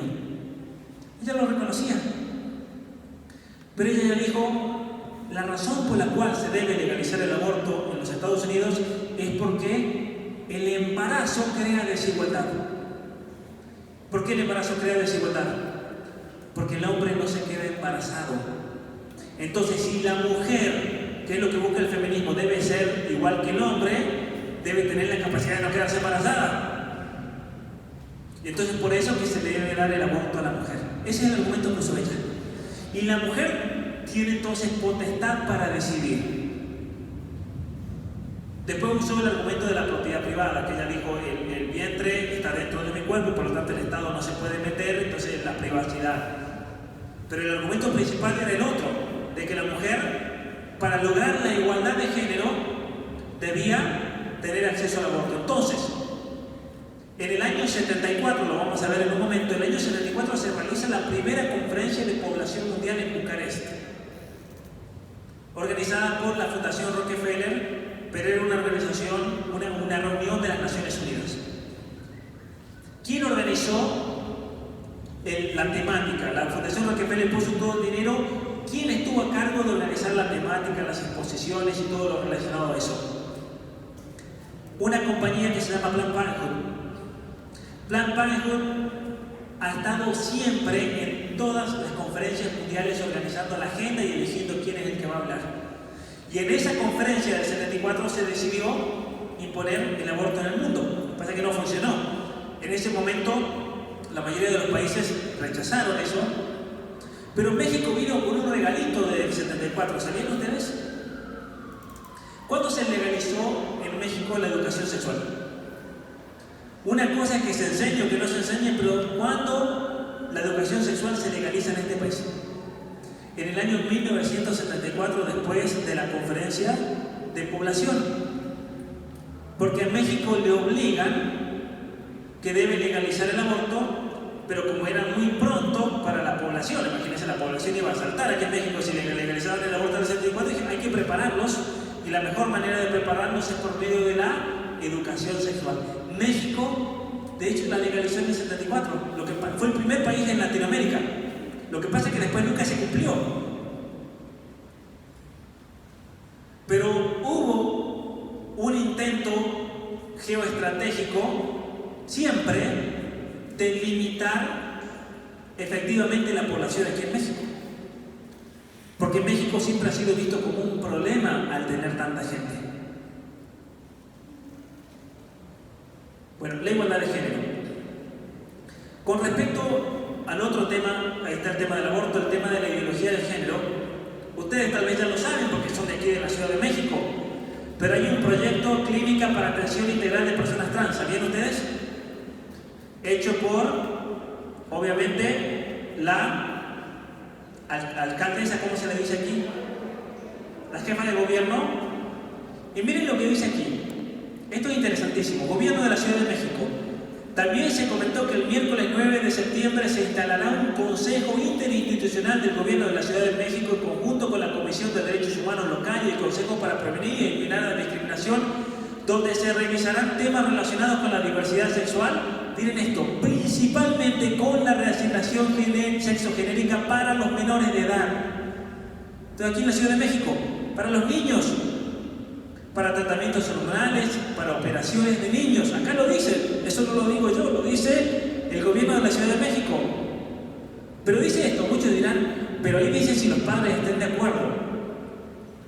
¿Saben qué? Eso lo dicen siempre como primer paso para lograr legalizarlo, como hicieron en Canadá, porque en Canadá dijeron, no, los padres los vamos a respetar siempre. Y luego va a surgir un caso en el cual los padres se opongan y van a crear toda una nueva reglamentación por la cual los padres los borran del mapa. Como de hecho pasa en Canadá. Entonces no tenemos que ser ingenuos. No tenemos que ser nunca ingenuos. Esto es una locura realmente. Reasignación de sexo genérica para menores de edad. Ya ni siquiera lo esconden esta gente de la Ciudad de México.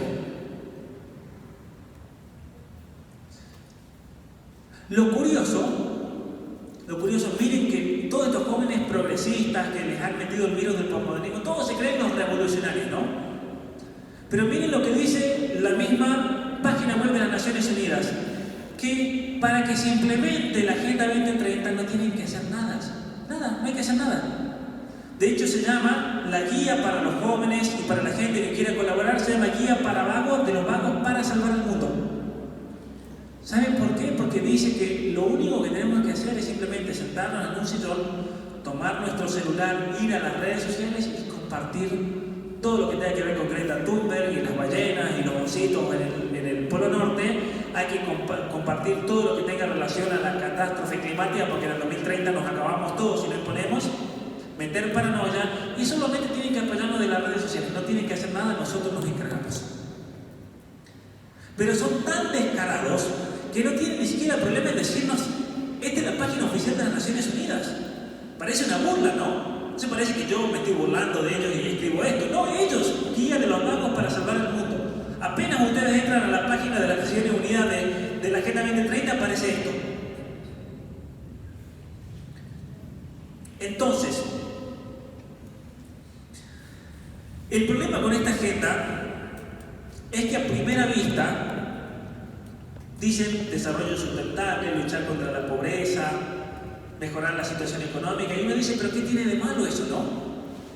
Pero en realidad hay una cosa totalmente distinta de fondo que apunta a lo que yo decía de ese reseteo cultural y que tiene que ver con esto. Miren, la misma Organización Mundial para la Salud en el año 2018 sacó un estudio donde ellos decían que para poder implementar la Agenda 2030 hay que reformar el género y la salud. ¿Qué significa el género? Todas las cuestiones relacionadas a la identidad de género, la organización, operaciones. ¿Y qué hace referencia con la palabra salud? Aborto. Y en este artículo es interesante porque ellos plantean que la única manera de normalizar la ideología de género y el aborto en un país es por medio de la educación sexual. Porque por medio de la educación sexual a un niño se lo reformatea culturalmente. De hecho, en Argentina, los mismos ministros del gobierno actual usan esas palabras. La manera más eficiente para reformatear culturalmente una sociedad es la educación sexual. Porque ya cambian los parámetros, el modo de pensar, el modo de razonar. Ahora bien, en este artículo la Organización Mundial para la Salud dice que el modo más efectivo entonces y las herramientas fundamentales para lograr los objetivos es por medio de la agenda de género y la educación sexual. Y uno diría, ¿pero qué tiene que ver la educación sexual con el agua potable? ¿Qué tiene que ver la educación sexual con los pingüinos que van de la Antártida a la Argentina y vuelven todos los años a la Antártida? ¿Qué tiene que ver la educación sexual con los osos que se están quedando supuestamente sin hielo? Como si los osos no supiesen caminar en tierra, tienen que caminar en hielo además. ¿Qué tiene que ver todo eso? O explotó un volcán en Guatemala, la educación sexual. No hay educación sexual, entonces van a explotar los volcanes. Y la gente se lo cree. La gente no piensa, la gente que vive mamando CNN o todos los medios se lo cree. Y es una relación que no existe. ¿Qué tiene que ver con los ecosistemas? ¿Qué tiene que ver con la energía solar? Y tiene mucho que ver, ¿saben por qué? Porque en definitiva el planteo que nos hacen es que todo eso pasa porque hay mucha gente en la Tierra y por lo tanto la única manera de disminuir la población es por medio de una mentalidad anticonceptiva, por medio de una mentalidad abortista, y la gente solamente va a tener esa mentalidad porque tuvieron una educación sexual integral. De hecho, Agustín Laje, lo conocen, a Lupe Batallán, a mí, nos dicen que nosotros estamos haciendo toda esta lucha cultural porque no tuvimos educación sexual. Entonces, pobrecitos, somos los ignorantes, porque ellos no tuvieron una educación sexual en la escuela. ¿Y saben qué? Sí tuvimos. Yo en mi caso particular, nosotros teníamos en mi colegio, yo fui colegio católico, y teníamos un médico neurólogo que él venía todos los viernes y nos daba clases de biología. Pero su clase, yo recuerdo la primera clase, el primer año que tuve con él, yo tenía 13 años. Y él nos hablaba también de educación sexual, pero nos hablaba de la educación sexual desde un punto de vista mucho más comprensivo y trascendente de lo que significa ser un ser humano. De hecho, yo las clases de ese doctor, ese neurólogo que venía, no me las he olvidado nunca más en la vida. Y no me las he olvidado porque tenía una manera muy graciosa de enseñar, nos hacía llorar de la risa, pero a la vez era muy profundo. Era muy profundo y nos enseñó en definitiva un modo de vida que estaba basado en la virtud, que estaba basado en el control personal. Porque él nos lo decía, pero de frente. Él decía, el valor no está en bajarse los pantalones, el valor está en tenerlos puestos. Porque bajarse no se lo baja cualquiera ante una tentación. Y tenía una manera muy práctica de enseñarnos que yo creo que nos marcó a todos para siempre. A mí personalmente me marcó para siempre. Pero era una educación verdadera, una educación que tenía en cuenta quiénes somos nosotros como seres humanos, quiénes somos nosotros como personas, cómo podemos nosotros crecer como humanos y trascender. Volvemos nuevamente a la noción de la cultura. Nosotros tenemos una cultura cristiana que es impresionante realmente y que es gracias a esa cultura, y nosotros no tenemos que tener miedo de decirlo, es gracias a esa cultura que hemos alcanzado como civilización las cosas que alcanzamos. A pesar de los errores que tenemos como seres humanos, es nuestra cultura la que nos posibilitó el grado de desarrollo económico, político, social, por una cultura, y si nosotros perdemos esa cultura vamos a perder todo, eso se sigue, sí o sí. Entonces, esta Agenda 2030, miren lo que dice esta Margarita Rosa, que es una cantante colombiana, no sé si la conocen, pero dijo eso: tener hijos siempre será un acto irresponsable, que sea pensado como algo natural lo hace más irresponsable aún. Y los jóvenes que siguen a todos estos influencers y artistas leen eso y dicen: ah, Margarita Rosa dice eso. Pero ¿qué sabe Margarita Rosa de la vida? ¿Qué sabe Ricky Martin y qué se cree Ricky Martin para decirnos cómo debemos pensar y qué cultura debemos tener? No saben absolutamente nada, sino que simplemente son esos mediadores que traducen una ideología al pueblo, a los jóvenes. En otro caso, esta niña feliz: el planeta no puede soportar que comamos carne y tengamos hijos. ¿Que el planeta que va a explotar? ¿Qué va a pasar con el planeta? Obviamente que detrás de ella está la sociedad vegana. ¿Quién le paga? Bueno, aquí en el libro van a ver en un capítulo donde hablo sobre la justicia climática. La justicia climática es una nueva ideología de las cuales ella es una de las caras. Ella obviamente que no la inventó la ideología, pero ella es la cara de esta ideología, que dice que debemos introducir el aborto en todos los países del mundo, porque cuando el mundo comienza a tener catástrofes naturales, los ricos, dice esta ideología, no van a sufrir, porque el rico tiene techo, tiene casa, tiene calefacción, tiene una estufa si hace frío. El que lo va a sufrir es el pobre. Entonces, hay que eliminar a los pobres. Es un acto de caridad, es un acto de compasión, que no tengan hijos, porque cuando vengan esas catástrofes, entonces no van a existir, ya está, solucionamos el problema. Miren qué perverso realmente, ¿no? Qué perverso realmente.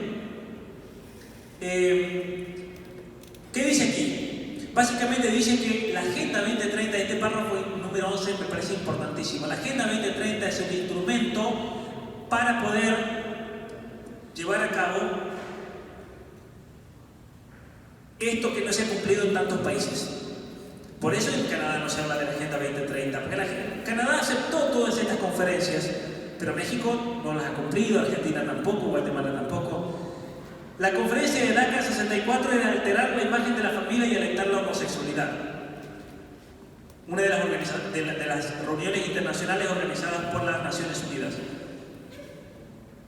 Luego tenemos la conferencia de Bucarest del 74 para controlar la natalidad e impulsar el aborto. De esa época es el Memorándum 200 del Departamento de Estado de los Estados Unidos de Kissinger, donde decía que había que introducir el aborto como la medida más eficiente para bajar la población. Habla específicamente de México, que es un problema para los Estados Unidos que haya tantos mexicanos. La Cumbre de la Tierra de Río de Janeiro del 92, donde se escribe esa nueva ética universal de vida sostenible. La Carta de la Tierra del 93, la nueva ética y moral atea. En Cairo 94 se hace esa otra famosa conferencia de la mujer para promulgar los derechos sexuales y reproductivos y la ideología de género. Pekín 95, promocionar la ideología de género. De hecho la llaman a Judith Butler, que fue la que expuso para meter la educación sexual integral. De hecho Canadá en el 95 metieron inmediatamente la educación sexual con ideología de género.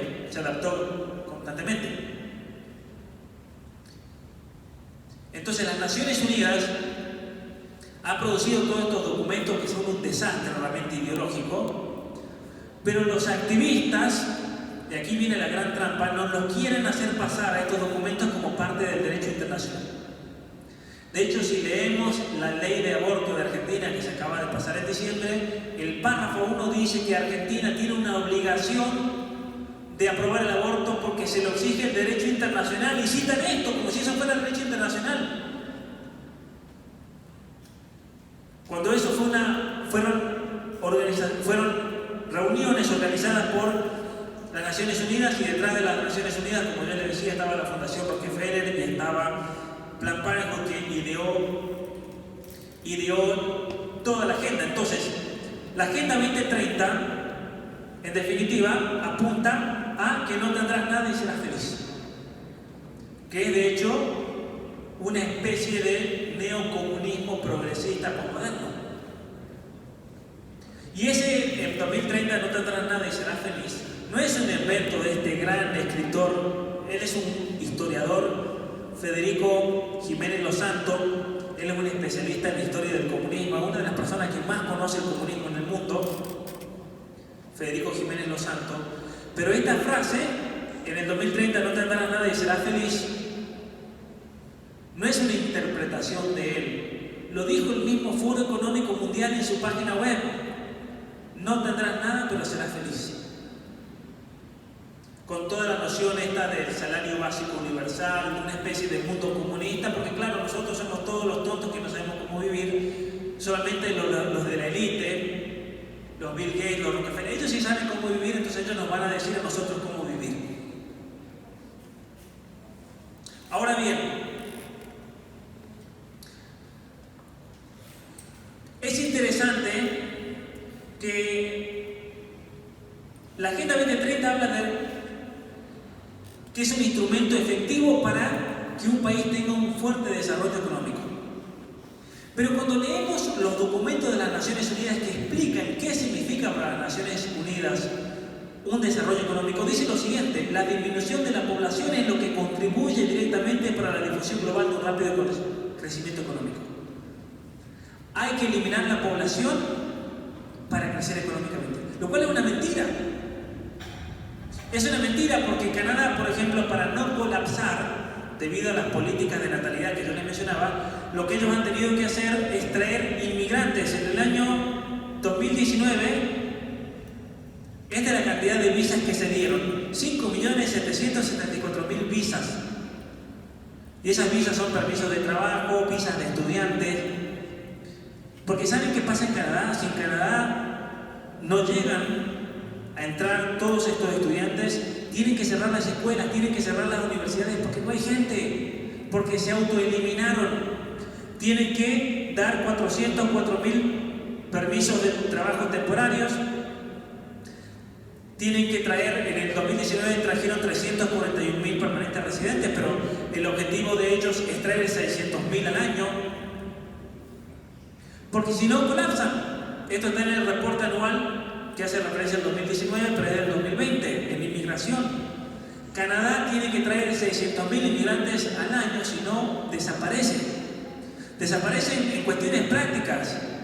No hay niños para las escuelas, ¿qué hacen? Se cierran todas las escuelas, se cierran las universidades, porque no hay gente que estudie. No porque la gente no quiere estudiar, sino porque no hay niños. Canadá en el año 2019 pasó una barrera que jamás en la historia de la humanidad había ocurrido, que fue que las mujeres mayores de 40 años que tuvieron un bebé fueron más que todas las menores de 40 años combinadas. ¿Y eso por qué es? Es por la mentalidad anticonceptiva, es por el aborto. En definitiva, la disminución de población en un país, ¿a qué lleva? Al colapso económico. Entonces, ¿cuál es la estrategia de todos estos globalistas? Impongámosles el aborto a México, disminuyámosle la población, porque mientras menos población tenga un país como México, va a tener menos capacidad económica, especialmente de levantamiento económico.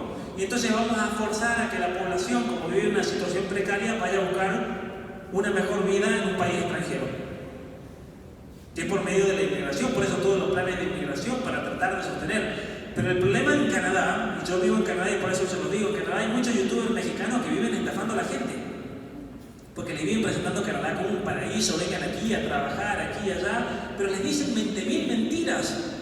Y una de las grandes mentiras que no les dicen, una de las verdades que no les dicen, es que en realidad, si ustedes llegan a ir a Canadá, yo digo que no vayan, pero si van a Canadá tienen que ahorrar para su jubilación, porque eso no va a existir, no van a recibir nunca jubilación en Canadá. Porque el sistema económico ya está colapsado, las pensiones. Lo mismo obviamente pasa en nuestros países. Nuestros políticos han sido muy irresponsables en el manejo de las pensiones y se han gastado absolutamente todo, pero también pasa en Canadá. donde es un país que está endeudado hasta la cabeza realmente. Entonces, si la disminución de la población es correlativa al crecimiento económico, ¿por qué Canadá y los países de Europa están desesperados por traer inmigrantes? ¿Por qué entonces? Se desmiente sola esta agenda, ¿no? Se desmienten solos. La Agenda 2030 también tiene un problema materialista, porque ellos dicen que el problema principal de la humanidad es la pobreza.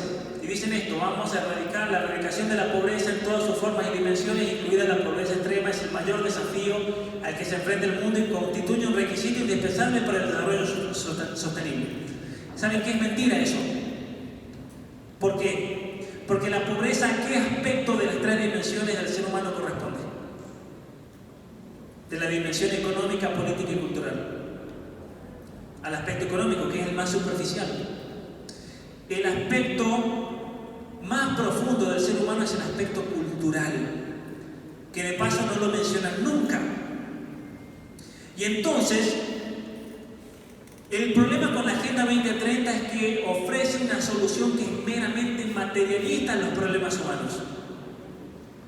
Cuando el problema principal en toda Hispanoamérica es de fondo un problema cultural. Primero porque nos están atacando la cultura, nos están reformateando la cultura, porque por los programas de educación los jóvenes lamentablemente, si no es porque estudian por su cuenta o vienen de una familia que los aliente a profundizar y a pensar, salen con muy poca formación. Ese es el problema central. Lo otro es simplemente una consecuencia de los problemas políticos y problemas culturales. Y eso también se desmiente en los países desarrollados. ¿Por qué? Porque si el problema central de una sociedad es la pobreza, entonces en Canadá no tendrían que haber problemas. ¿Y saben qué?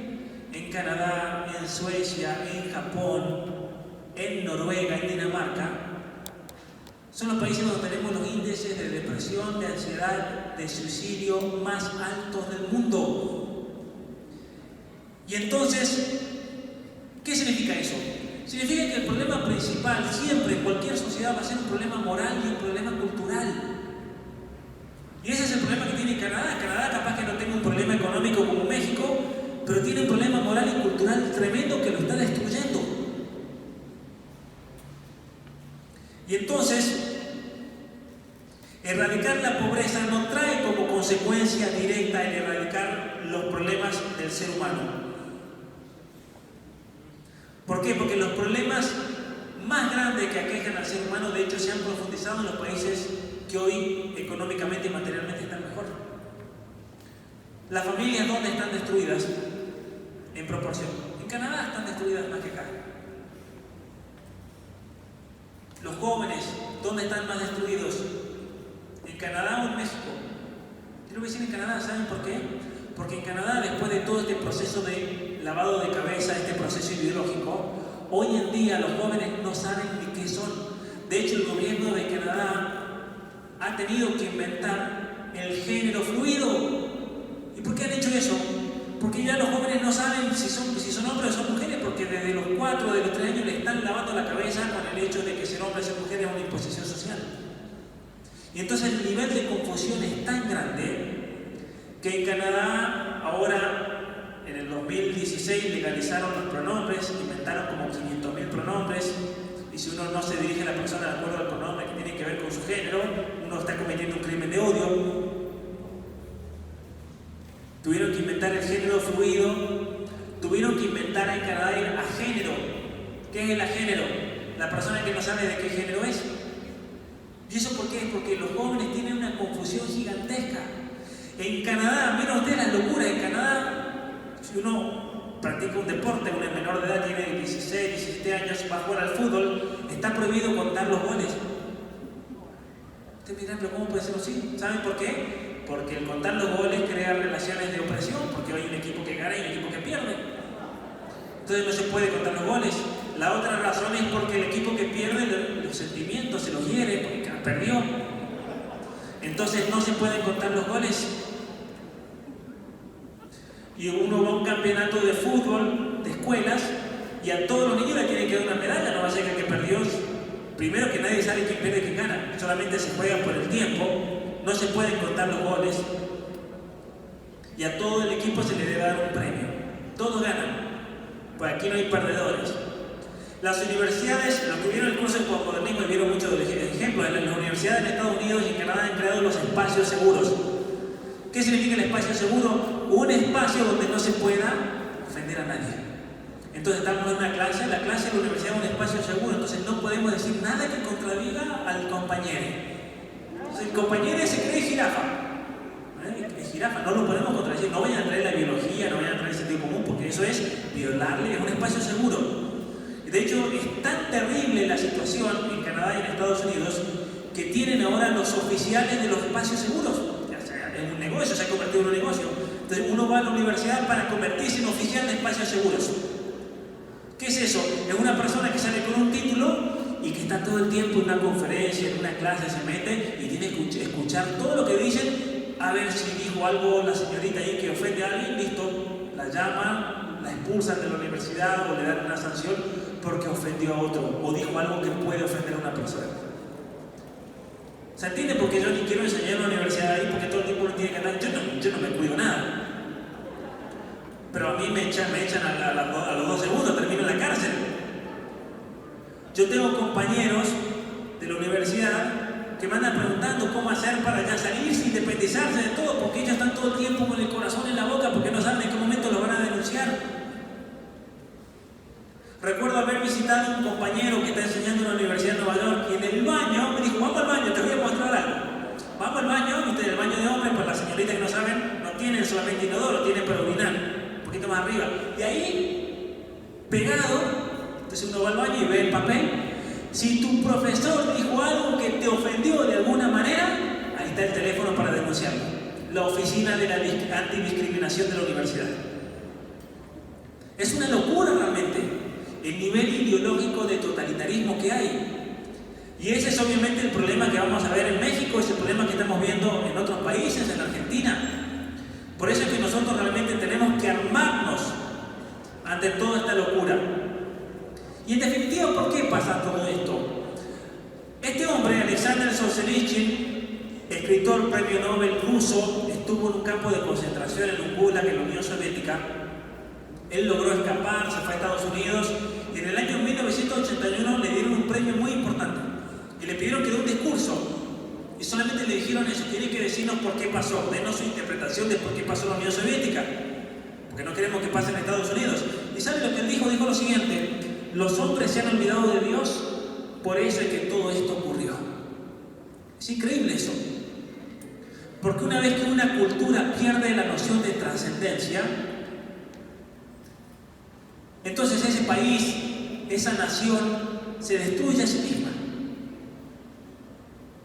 Y no tenemos que tener miedo de saber que México es un país grandioso del cual ustedes tienen que tener un orgullo enorme. ¿Saben por qué? Porque México es el ejemplo más grande que existe en la historia de la humanidad, donde distintas civilizaciones se unieron en una. Se unieron no solamente en la raza, porque México es un país mestizo, pero se unieron en una cultura que los trascendía y abrazaron la fe. Y eso es lo más grande de México. México tiene una cultura profundísima, una tradición enorme. Tiene una cultura verdadera México, hasta en la comida. Pero México a Estados Unidos lo deja pero como quiere. Una cosa graciosa, en Estados Unidos un par de gringas se vinieron a Cabo San Lucas y comieron tacos. Y no ven a usted que les gustó los tacos, obvio que les va a gustar los tacos. Y se les ocurrió una idea. Son de Oregon, de Portland, dijeron vayamos a Portland, nos vamos a poner un camioncito para vender en la calle vendiendo tacos, porque allá nadie vende tacos. Y ahí lo gracioso es que le compartieron la idea a la gente del hotel y ahí nomás los cocineros, todos orgullosos, le empezaron a enseñar, estuvieron practicando cómo hacer tacos, se volvieron a los Estados Unidos, se armaron su taquería y ¿saben qué les pasó? Los de Antifa se la reventaron porque dijeron que estaban haciendo apropiación cultural del pueblo mexicano. Y si uno es blanco no puede vender tacos, porque eso es violación de la cultura mexicana. Miren lo que es la locura progresista realmente, al nivel que ha llegado. Pero en definitiva, y aquí con esto termino por si alguno tiene alguna pregunta, lo que la Agenda 2030 nos está diciendo es que la pobreza se acaba cuando los pobres no tienen hijos. En vez de darle una solución moral, una solución cultural, de educarlos, de enseñarles, de que esa gente pueda valerse por sí misma y no viva del Estado, lo que ellos dicen es: la pobreza en México se va a acabar cuando matemos a todos los pobres y que los pobres ya no tengan hijos, y listo, por arte de magia no va a haber más pobres. Y esto es realmente un pensamiento genocida. Pero también esta Agenda 2030, y nuevamente lo digo, es una agenda que apunta a destruir la cultura de México. ¿Y cómo vamos a levantarnos ante ese ataque? Lo que tenemos que hacer es todos nosotros, y yo sé que ustedes lo están haciendo, pero yo a ustedes los quiero invitar que inviten a mucha gente más a que se comience a formar, que empiecen a leer, que lean libros, que piensen, que se formen, que empiecen a cuestionar todo lo que les enseñan en las escuelas o en las universidades. Porque es la única manera que vamos a salir adelante de esto. Yo creo que los padres tienen que comenzar a pensar seriamente cómo hacer para sacar a los hijos de ese sistema que busca adoctrinarlos. ¿Cómo hacer para que mi hijo no me lo adoctrine en la escuela por medio de la Secretaría de Educación Pública? ¿Qué maneras tenemos aquí en México para crear nuevas escuelas? Para salirnos de ese sistema ideologizador. ¿Qué manera tenemos aquí en México para nosotros protegernos como familia, pero también no olvidarse de que el país de México es la propia familia también? Porque uno puede cometer el error de decir: bueno, yo me blindo con mi familia, con mis hijos, nos hacemos un grupo cerrado y ya está, vivimos nosotros. No, hay que preocuparse también por los hermanos del propio país. Y yo creo que por ahí pasa lo central de esta batalla cultural. ¿Cómo nosotros, en un país como México, podemos no solamente mantener la cultura, sino especialmente a partir de nuestra cultura luchar contra todas estas ideologías que vienen a destruir lo más profundo de nuestro ser?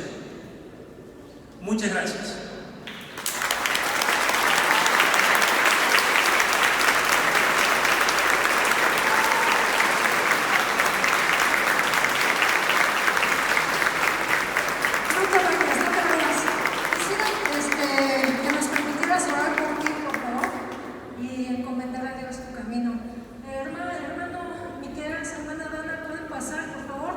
Pati Farías, Oli Corral, ¿puedes pasar?